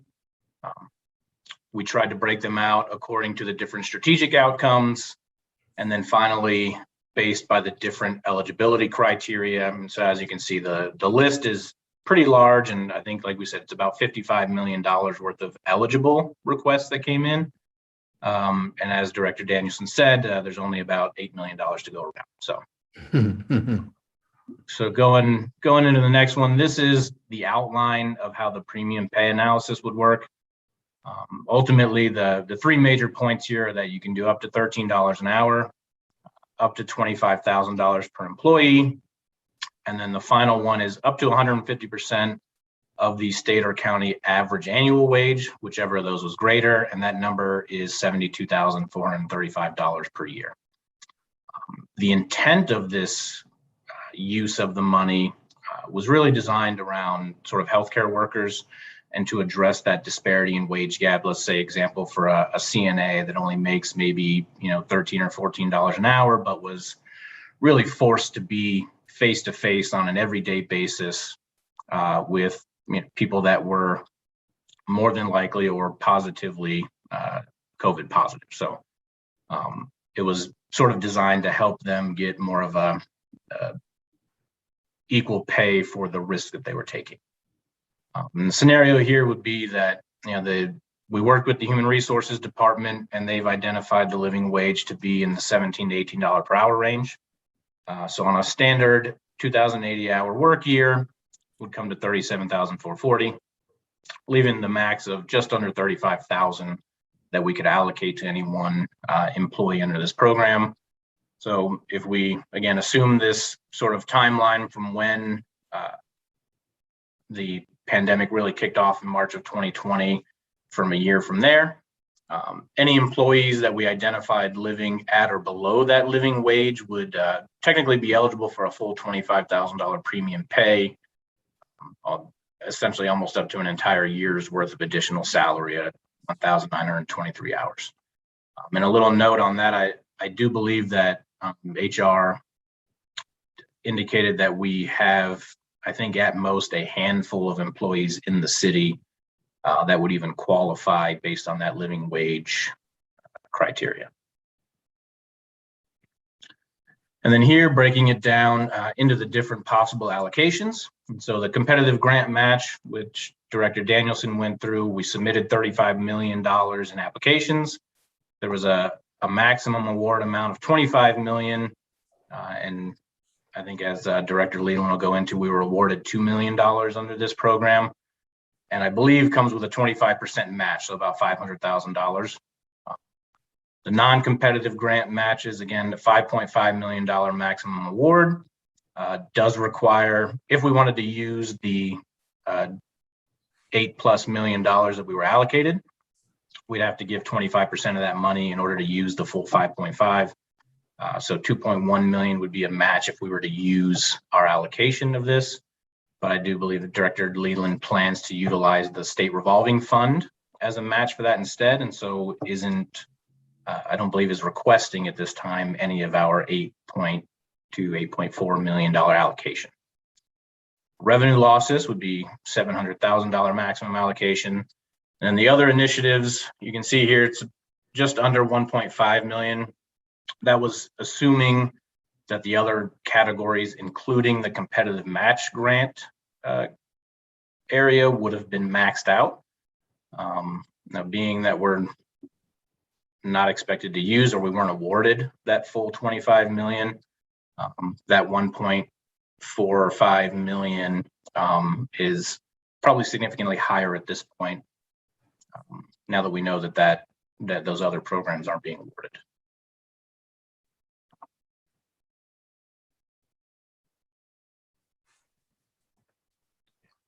And that's it for me. I'll turn it over to Director Leland. Thank you, Mayor and Commission. We can go to the next slide. I think most people have already, or Mr. Cooey and Director Danielson have already gone through the whole process with the grant funds, and I'm going to be focusing on the direct allocations and also the competitive grant. I do want to say thank you to the mayor for going and speaking in front of the committee. That was very beneficial to us. They told us originally that we were not going to be funded. And then after your presentation and after that meeting, we were the last ones that got funded. So thank you for going there. And it was very beneficial. And so it earned us another $2 million in ARPA money. So thank you very much for doing that. And so again, the competitive grant we put in for $35 million. We did that because at the time it was always a moving target. Is at the time there was a chance to get $35 million as a max. During the process, in order to fund more projects and keep more people happy, they put a max at $2 million. So we got the most we could during this process of the 2 million. And the way we set up the projects, we got it for the water projects, and there were sub projects in there. So we were able to break it out, and it actually fits in very, very well for us and what has been budgeted. So we have our Redeemer's Church, the water project that has the 10-mile transmission main, crosstown, Upper Hale, some water improvements, and then the gravity main across the airport to help with development and to get a lift station offline. We can go to the next one. And so we were awarded the 2 million. The next round that is coming around is in January 2022. So we are going to start to get our applications in order and see if we can get some of the other projects funded or continue and do whatever direction the commission wants. But we are spending a little more time and being a little more proactive to see how we can get the most money out and what they're actually going to do. And again, we are going to, out of the projects, we broke it down. We are going to propose for the $2 million to do the filter rebuilds at the 10-mile plant. This is a $2.5 million, which picks it perfect. 2 million for the award, $500,000 for the match, which has already been budgeted to replace one of the filters, 1 out of the 4, because we have a collapsed under drain. So we already have a design in progress, and we can get this project done. And we're hoping to get June, July to have the project actually done and spent. So we're trying to move very fast and be able to go back to the committee and say, we've spent the money. So if you're willing to give us more money, we can perform on our on the expectations they put to the City of Helena. Then the other water projects is where we're going to go forward with using the 5.5, the direct allocation that was based on off of the gas tax. We call it Pot B money. So we have broken down what we're going to do for those, which is the non-competitive grant. It's 5.5 million. We have the 2.1 million as a match, and I'm proposing to go with SRF funding. So we aren't greedy. We could use part of the $8.4 million to match this, but that would lower what is available for the commission and the other directors to be able to use some of this money. So I didn't feel like being greedy and be able to go with the SRF and get more bang for our buck. But if you want to give us more money out of the 8.4 or can't find projects that meet the criteria, as you can see, we have $40 million worth of projects. And so I can spend whatever money that is available to us. Again, we are going to $7.6 million. These are the projects that we are putting forward. Is a crosstown connector. We have a main that goes all the way across that connects everything. They're very old valves and very few of them. If it breaks, it could actually drain the whole system. It would drain the water tanks, and we'd have limited ability to shut it down. Then the 10-mile improvements up in the raw water. We have to do a better job of being able to upgrade the out-of-date infrastructure. This will help us with our collection and be able to isolate what we need to do, which we saw with the mines could come up there. And so we would like to have a little better option with the head gates. And right now we are having to drive up to change the head gate to move down to see how much water we are going to get into the 10-mile plant instead of being able to do it electronically. So that's the other one. Already a budgeted project for the scum pump And then the wastewater discharge permit is, there was a change in the law. We are going to have to do an adaptive management plan for our discharge permit. And so it's going to cost about $200,000 to do that. So we put that forward. And then the other one is Upper Hale. This will allow us to use Hale Reservoir Eureka well, which we are letting water go down the storm drain. We are able to capture that and put it into a better tank system, and also supply better pressure and supply to West Main and get Reader's Village off of a lift station. So it'll be better all the way around for maintenance and also for energy. So with that, it's $8 million. We have up to 7.5 that we have to spend, and this will get us to 8. And I'm proposing to use SRF as the match. And then we can go through the specific projects kind of talked about. This is our crosstown connector that goes all the way across, that it is one main continuously, and that is our lifeblood. That is what controls everything. And if we lose that, it's going to put a lot of people out of water, and depending on the time, could put a lot of pressure on the fire or unable to supply fire suppression. So the next one we're going to do is the 10-mile raw water line going all the way up to collecting all the side gates coming in there up to Remini, and then the 10-mile treatment plant to redo the filters, which will help with our capacity. We are doing a little bit of improvements, and we will have longer run times for the filters. So that's a necessary component, and they have reached the end of the design life, and we're starting to see some problems with it. So it's really going to help us. And then basically the last slide that we have is what we're talking about, the Upper Hale. We have Hale Reservoir, then Upper Hale Reservoirs, make it a little bigger, and then we'll be able to supply more of the Eureka water to the City of Helena, which is very cheap water for us, because all we have to do is chlorinate it and pump it up the hill.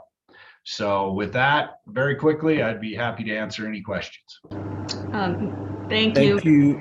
Oh, Eric. just before we close it out, Mayor, I just wanted to summarize something that we had brought forward in April. We had brought to you in March, I had submitted to you all a summary and a method of how to address the spending of these dollars. And I appreciate it and continue to appreciate the support that you have given to us. And first, looking at operations and following the strategic outcomes of the commission and moving through the work plan. Feel like that the ideas and areas brought forward to you all are ultimately projects that we've really been able to move forward.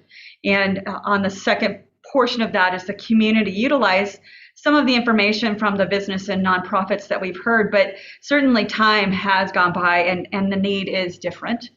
And then 3, the community partnerships. And, one of the larger projects that we'd hoped to gain partnership into was with the county. They are interested in hearing applications from us, and they do not have any particular projects they want to partner with us.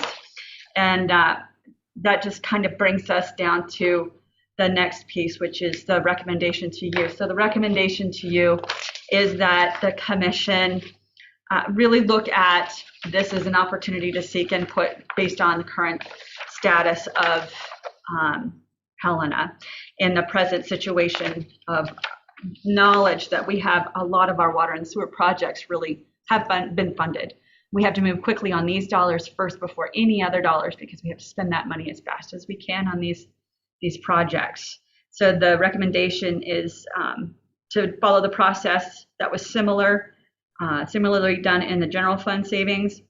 Also offering up to the community the priorities that you all have already identified. As you recall, that process was utilizing the budget calculator, and the budget calculator identified specific projects and dollar amounts, and then the community could select and identify particular items as well, offer an opportunity to bring new ideas to the table. So some ideas, the hot SS temporary shelter, as well as the permanent homeless shelter, the completion of the My Redeemers, then also the behavioral health work that you all have noted is needed within the Helena community, which is also part of the permanent shelter need. Those are all elements of the city's budget that have not been focused on, and the city has not made commitments to in its operations. So the opportunity is this presents an opportunity to address what we cannot otherwise fund. And we believe that we could find ways within the allocations to do so. And I'll stop there. Thank you. Comments or questions from the commission? Go ahead, Commissioner O'Loughlin. Thank you, Mayor. I guess I just have one question. This is probably for Director Leland. So I jotted down really quickly page 23 of the PowerPoint. I am curious if you could provide a little bit more detail about the 5.5 million that I know has to be matched.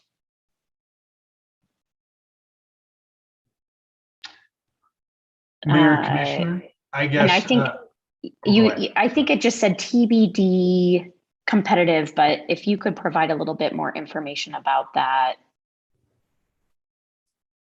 Yeah, there we go. So maximum applications TBD. So what is that? That's the amount that we're automatically getting from the state. And what are we thinking about using those funds for? Thank you, Mayor, Commissioner. Sorry, I went a little fast. If you go to the next slide that we have, this is actually the money that for the non-competitive one, I forgot to put up here. These are the projects that I'm proposing to go forward for the 5.5 million and the 1.1 match, bringing it to 1.6. So this is the $8 million that I'm proposing of the projects to be able to go forward to spend that $5.5 million, because I know that these projects meet what is the requirement, so we can spend that and then look at the 8.4, since I'm proposing SRF to be able to spend on like our redeemers, that they have a little bit more freedom for the 8.4. So I didn't want to tie it up. So these are the projects: the cross canal connector, the head gates, the wastewater scum pump, and then the adaptive management plan, and then the upper hail improvements. Okay, thank you. And one quick follow-up, Mayor. Go ahead, Commissioner. So the transmission line is, I'm curious how that fits into this. I recall at least a year, maybe 2 years ago, us having a conversation about the Red Mountain flume, budgeting that in. Can you remind me, how much money have we budgeted to that project? And where does that sit generally? Mayor, Commissioner, as far as the 10-mile transmission main, this is the second phase. We redid about 2 years ago, the upper phase, and ended up saving a ton of water and money. So this is the second phase, and we are starting the design. We do have some money budgeted to be able to do the design of the transmission main. However, staff felt that is not our priorities. We have to do the filters is our #1 priority. So the money just wasn't there to complete the rest of the transmission main. And then the 10-mile raw water line was to improve the raw water line and then go up and do the flume. So we do have money budgeted, and I'd have to pull up exactly how much we do have in just a second of what has been budgeted. But we are just looking at doing the design right now to find out what it's actually going to cost. We have some studies out there, but it's a swag on what it's going to cost. So we're just going to start to go through the process and actually design it. So I'm just pulling up Public Works and what is.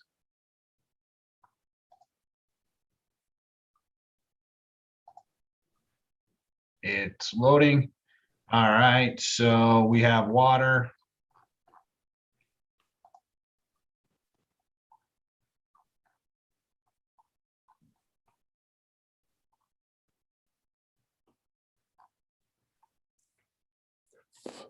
And so we have the improvements. We have $92,000 for the Remini raw water to start the design.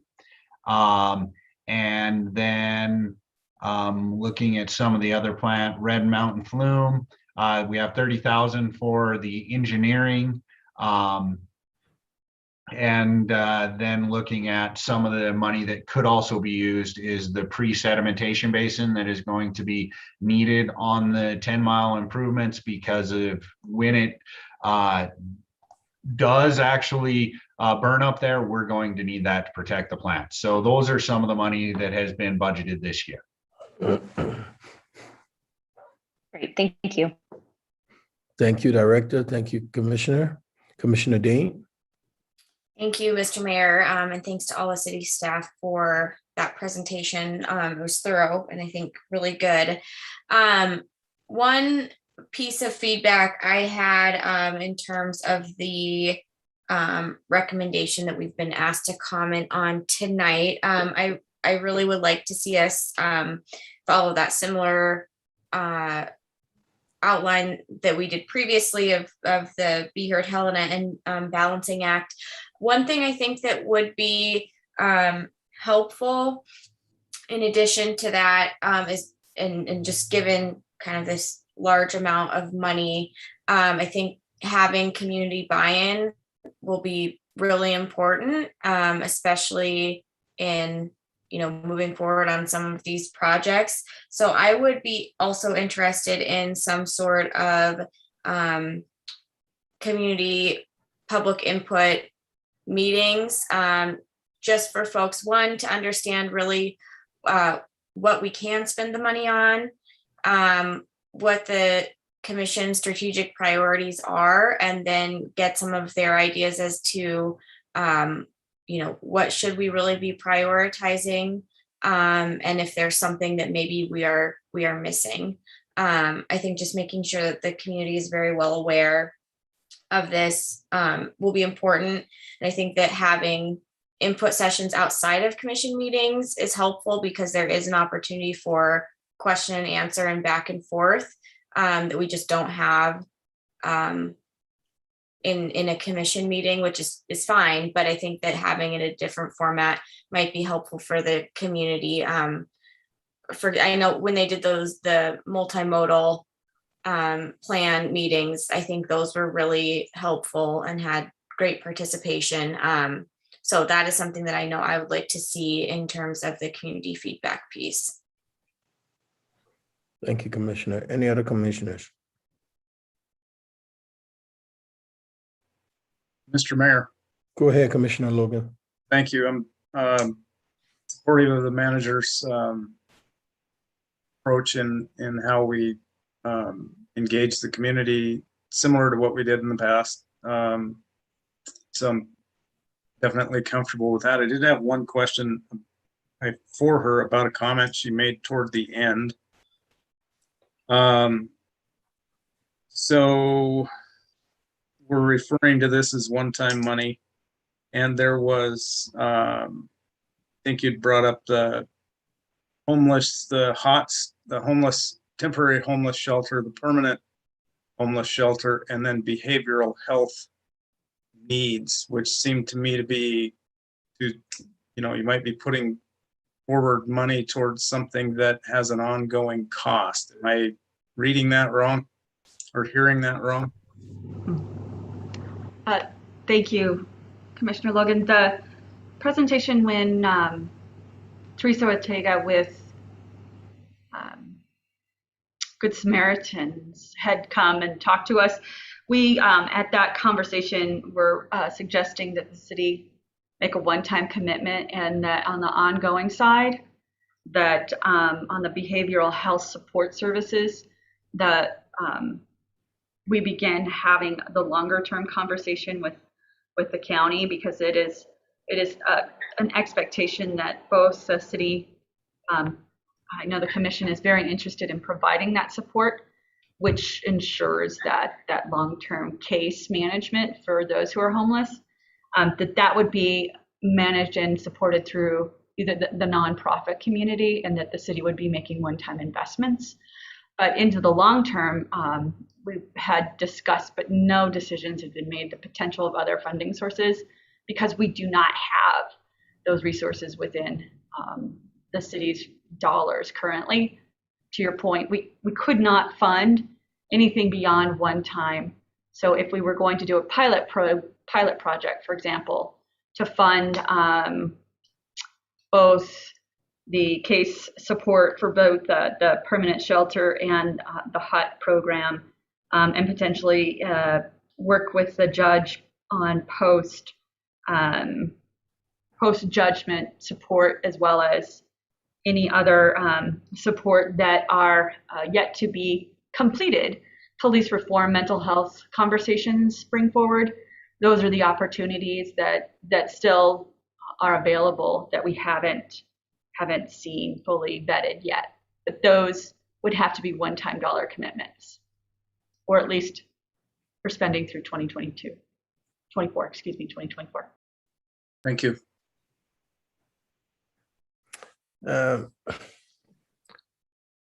Madam Manager, let me just we'll get to you shortly, Commissioner O'Loughlin. Did you say we agree to that one-time funding?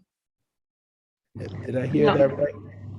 No, during the conversation, the presentation that was brought forward with Teresa Ortega, the last part of the conversation, you had asked what was the commitment, and someone had asked, and I think it was Commissioner Logan, what are you asking or recommending, or what is the staff's summation here? And that was one-time funding and support to the HUTs and the permanent shelter, but the ongoing support would be that partnership with our nonprofit community partners. Thank you. Yes, you bet. Commissioner O'Loughlin. Thank you, Mayor. I thought Commissioner Logan's point was a good one, and maybe just following up on that same thing, this premium pay analysis, I would imagine that is that a one-time pay? Yes, thank you, Commissioner O'Loughlin. That is the expectation. And Commissioner, I'll also turn it to Director Danielson if she wants to offer up additional details on that work. You have the floor, Director Danielson. Thank you. Yes, we didn't move forward with calculating premium pay for essential workers because it would take quite a bit of many hours of review and analysis, and we wanted to get direction from the Commission to if we even wanted to go to address that issue. Like Mr. Cooey indicated, the intent of the premium pay is to address those that had a very high risk with being face-to-face with the public during the pandemic, that had that higher risk, but then also had, below living wage dollars. So there was the gap between the risk that they took and the payment that they received in order to be essential in a pandemic. And he gave the example of a CNA that might make $7 an hour, and this initiative, the intent of this bucket this allowable expense was to address that gap. But Director Danielson, that example that was given, we can't relate to it because we don't have CNAs in the city. So what would be an example that the city can relate to? Example that the city, thank you, Mayor. That's a good question. An example that the city could relate to would be our public service officers, such as the police department, the fire department, and the clerks at the courthouse. They were required to work and be face-to-face with the public throughout the pandemic, be close to close contact with individuals that may or may have been ill with COVID-19. Thank you. Commissioner O'Loughlin. I just have one sort of separate question then for, I think, the city manager. So if I'm looking at the slide, so in our packet, it's slide 65. This is the one that is no future development allowed, exclamation mark. You alluded to this, that we have now gotten clarification from the League of Cities and Towns. I think previous to that, you also have highlighted the number one issue in Helena is lack of affordable housing at every income level. So I just want to confirm that we can put our Redeemers project back on the list then for purposes of the use of the 8.4 million. Yes, the Director Danielson went through the summary points of which elements of the, I'm just going to share my screen again, eligibility we would be looking at, and in particular,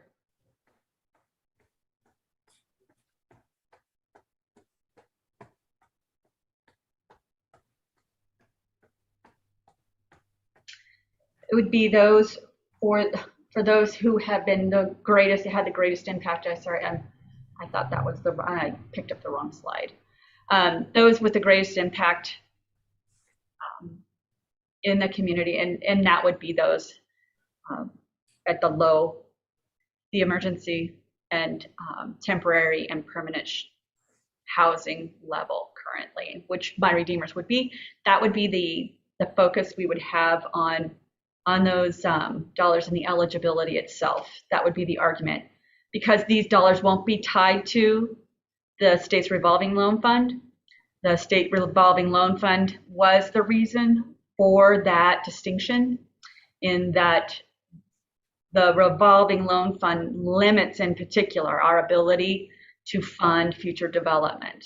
So based on the information that you shared over from the League of Cities, the opportunity, here it is, I finally found it, the opportunity exists for us to support vulnerable populations,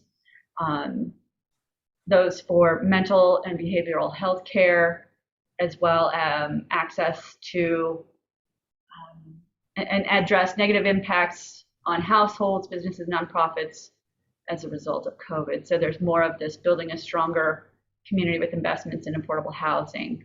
These are all examples of ways that we could, in fact, spend the ARPA dollars, and that includes the My Redeemers project, yes.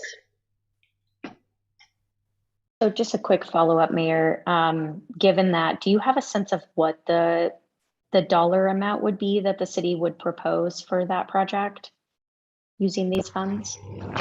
Thank you. We did have that broken down in the application for the water and wastewater. There's two parts. First, it's the acquisition of land, which would be part of the trust for public land. I'm going to ask Sharon Haugen, our Director of Community Development, if she could speak to that mechanism for the property acquisition. But then the dollars for the infrastructure improvements to the project would come out of, and that I believe was 3 million, Ryan, in the wastewater and water applications process. Got it. So that would be the acquisition of the property, and then I believe it is for then to be conveyed to the trust. That's the Montana Trust for Land, who then would hold it while the construction activity is completed by Habitat, Rocky Mountain Development Council, and the YWCA. And then those additional project dollars, I understand that there are already commitments from those organizations. So in total, I believe the whole project is $25 to $30 million investment overall by all the partners. Thank you, Madam Holshaw and Commissioner O'Loughlin. Do we have any other questions for the Director or the City Manager?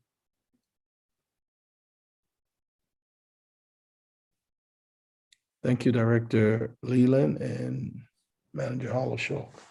At this time, I guess, Mayor, sorry. Oh, sorry, you're going to take public comment and then I Right. will. At this time, the floor is open to anybody from the public who wishes to address the commission on this topic.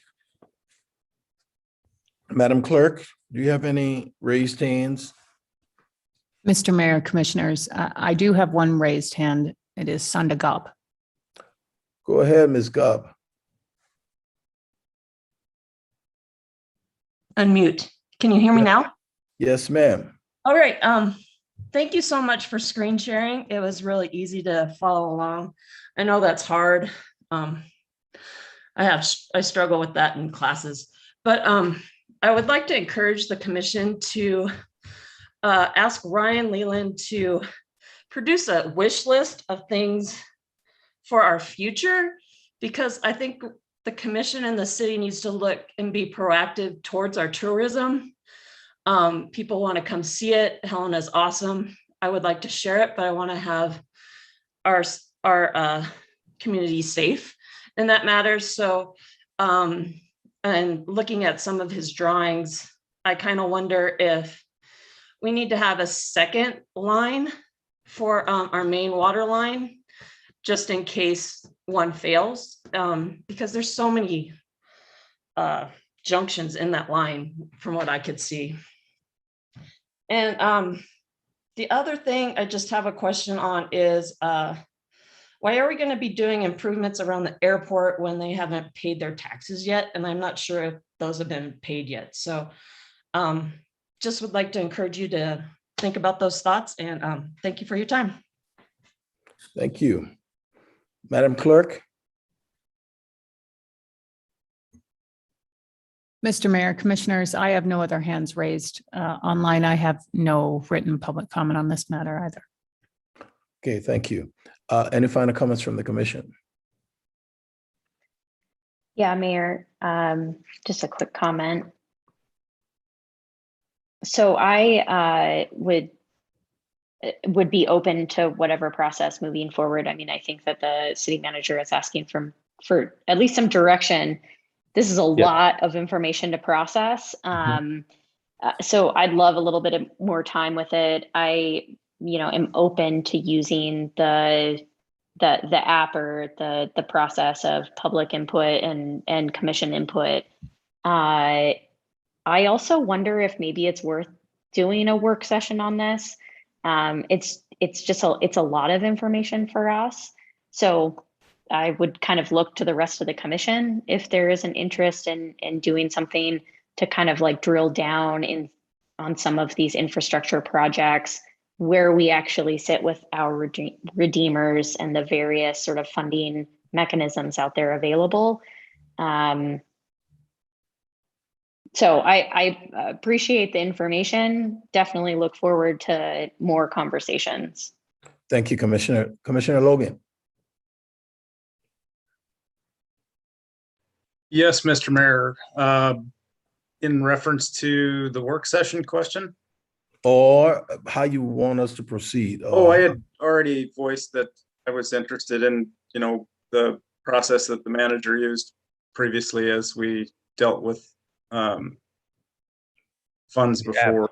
So yeah, I'm good with that approach, and I think Commissioner O'Loughlin's right. It's probably going to take another session or two for us, as it is a lot of information. So thank you. Thank you, Commissioner. Commissioner Dean. Thanks, Mr. Mayor. Like I said before, I think that additional opportunities for community feedback beyond just Be Heard Helena and the Balancing Act tool. I think we should have both of those. But I think an opportunity for actual question and answer and community feedback would be helpful. I would be very interested in, I think, at least one work session. I think probably maybe more, because this is just a lot, as Commissioner O'Loughlin mentioned. And I do think there's probably additional opportunities that will be coming to leverage funds. I think it's important for us to really consider, depending on what happens with this infrastructure package and budget reconciliation bills in Congress. We should know in the next, by December for sure. I'm going to guess there's going to be a continuing resolution by then too, but I think that there's going to be opportunity to really leverage funds in a more efficient manner. And also, I would like to see where we can partner with the county. I know that there has been nothing specific so far, but maybe brainstorming, and I don't know if staff has additional thoughts, but I think finding out where we can partner with the county would be wise. But this has been super helpful. Really appreciate how clear the information has been.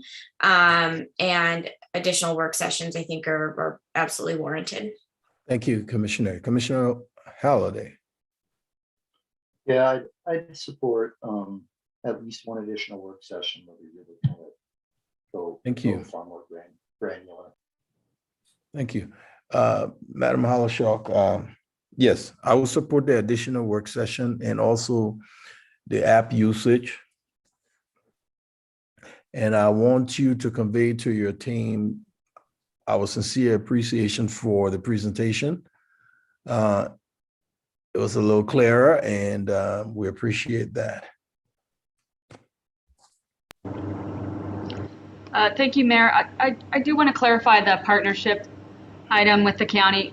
Director Danielson and I did sit down with the county administrator and their finance director, offered up ideas and opportunities for partnership. Again, they do not have interest in partnering in that way. They want the city to be an applicant, as they are with every other local grantee potentially in the county. So I would say to you that let's apply. Support to, I would ask then, we'll have to be more specific on what it is you want to apply for. Seems like the behavioral health would be the first thing that we would want to do, and that would be that pilot project. One thing I do want to understand though, before we go down, and I appreciate the opportunity to do a work session, is what the city's commitment really is to behavioral health and separation, or is it in concert with the county? So I think this is an opportunity for us in this work session to talk about that more too, with these one-time dollars as well. So I will do that, but it seems as though, I have to tell you, I just, I can't get out of them a partnership opportunity, and it's just gonna have to be an application, like you've said, like you have agreed, but it sounds like it's gonna be after the work session. So the process, as I hear it, is work session, then Q&A and further input from the community, and then potentially an application into the county. And Madam Manager, I've always stated that we need all entities on board. So I hope we will get some information from the other counties when it comes to all this behavioral health and all of that, because Helena is not the only city around that producing behavioral health problems. We need all the counties. We need the tri-counties on board.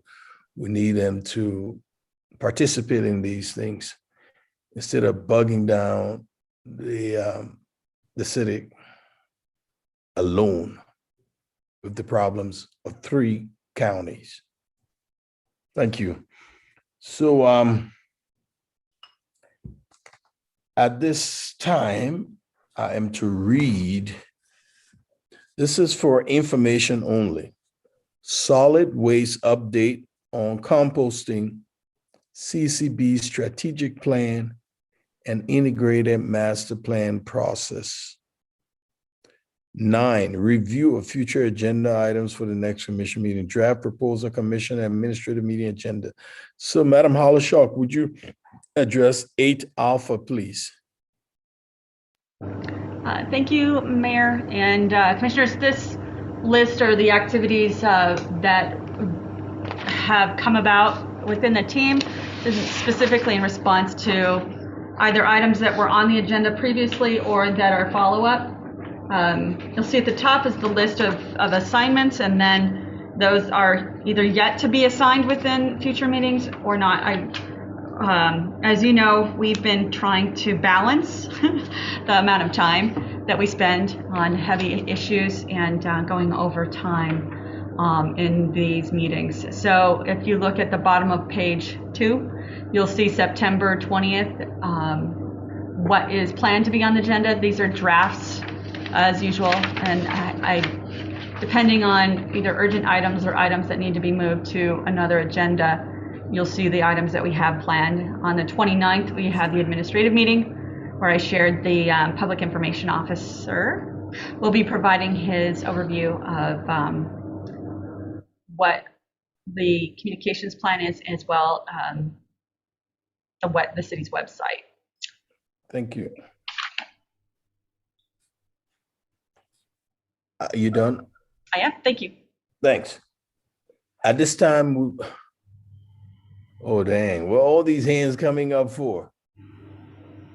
Commissioner O'Loughlin.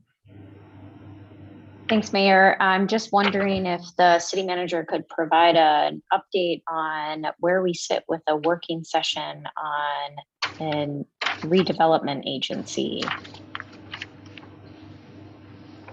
Sure. Thank you, Commissioner. I also have Director Haugen. I'm not sure. I think I was trying to snag her earlier, but in conversations with her today, we were sending additional information over to the contractor specific to the TIF establishment. So they are still working on their recommendations and finalizing the documentation to the city. Thank you. Commissioner Dean. So, oh, go ahead. Yeah, I was just wondering when might we be scheduling a work session on that issue? It was scheduled for August-ish, and just wondering where we sit with that. Yeah, I know. We are still waiting for that final information from the consultant.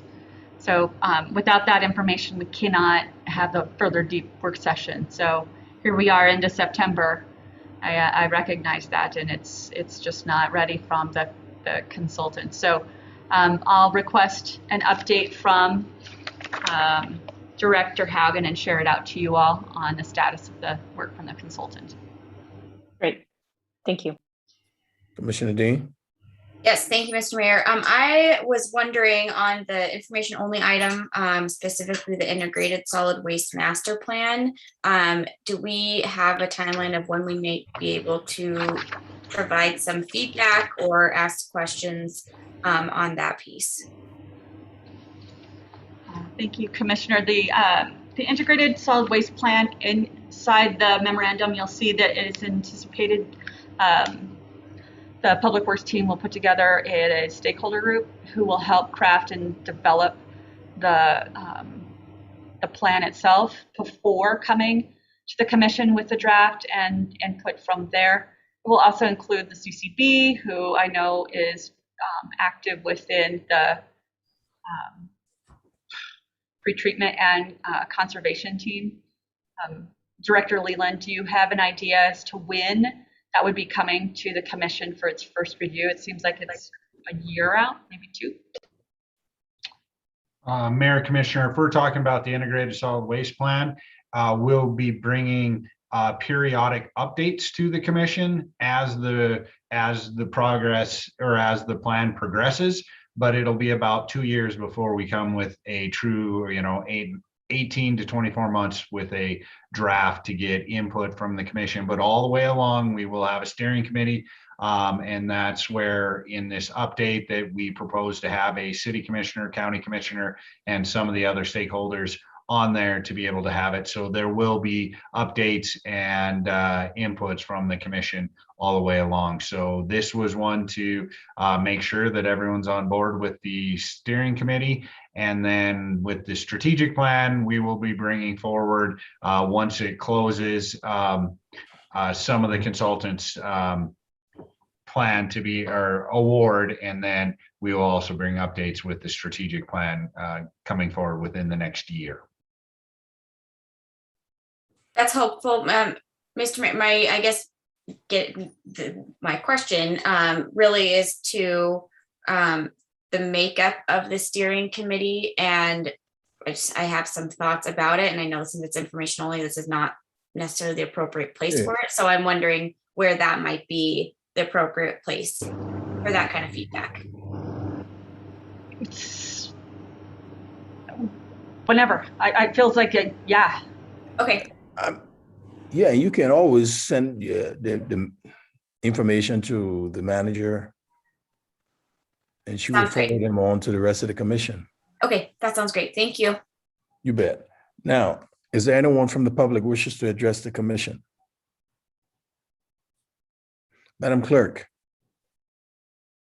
do we have any raised hands? Mr. Mayor, Commissioners, I have no raised hands. I have no additional written public comment. I did receive a comment earlier, as I stated, which I would read aloud now, from Senator Gottheer. That says, does a dog license required for residency outside city limits to use Helena Trail System? I'd also make a note that there was a couple of emails received by a citizen named Polly Pfister, who requested that her emails be added to the permanent public record. I'm just making a note that we have received those. Those came to the mayor and commission email address, and you all have access to those. Okay, thank you. And yeah, that's an interesting question the senator asked. So I hope we can find some answer sometime and forward that about dogs and people out of the city limits. Okay, if no other comments, any final comments from the commission? Well, ladies and gentlemen, thank you. And it's been far spent. I thought we were going to be here for 20 minutes. No, I'm joking. The meeting is formally adjourned.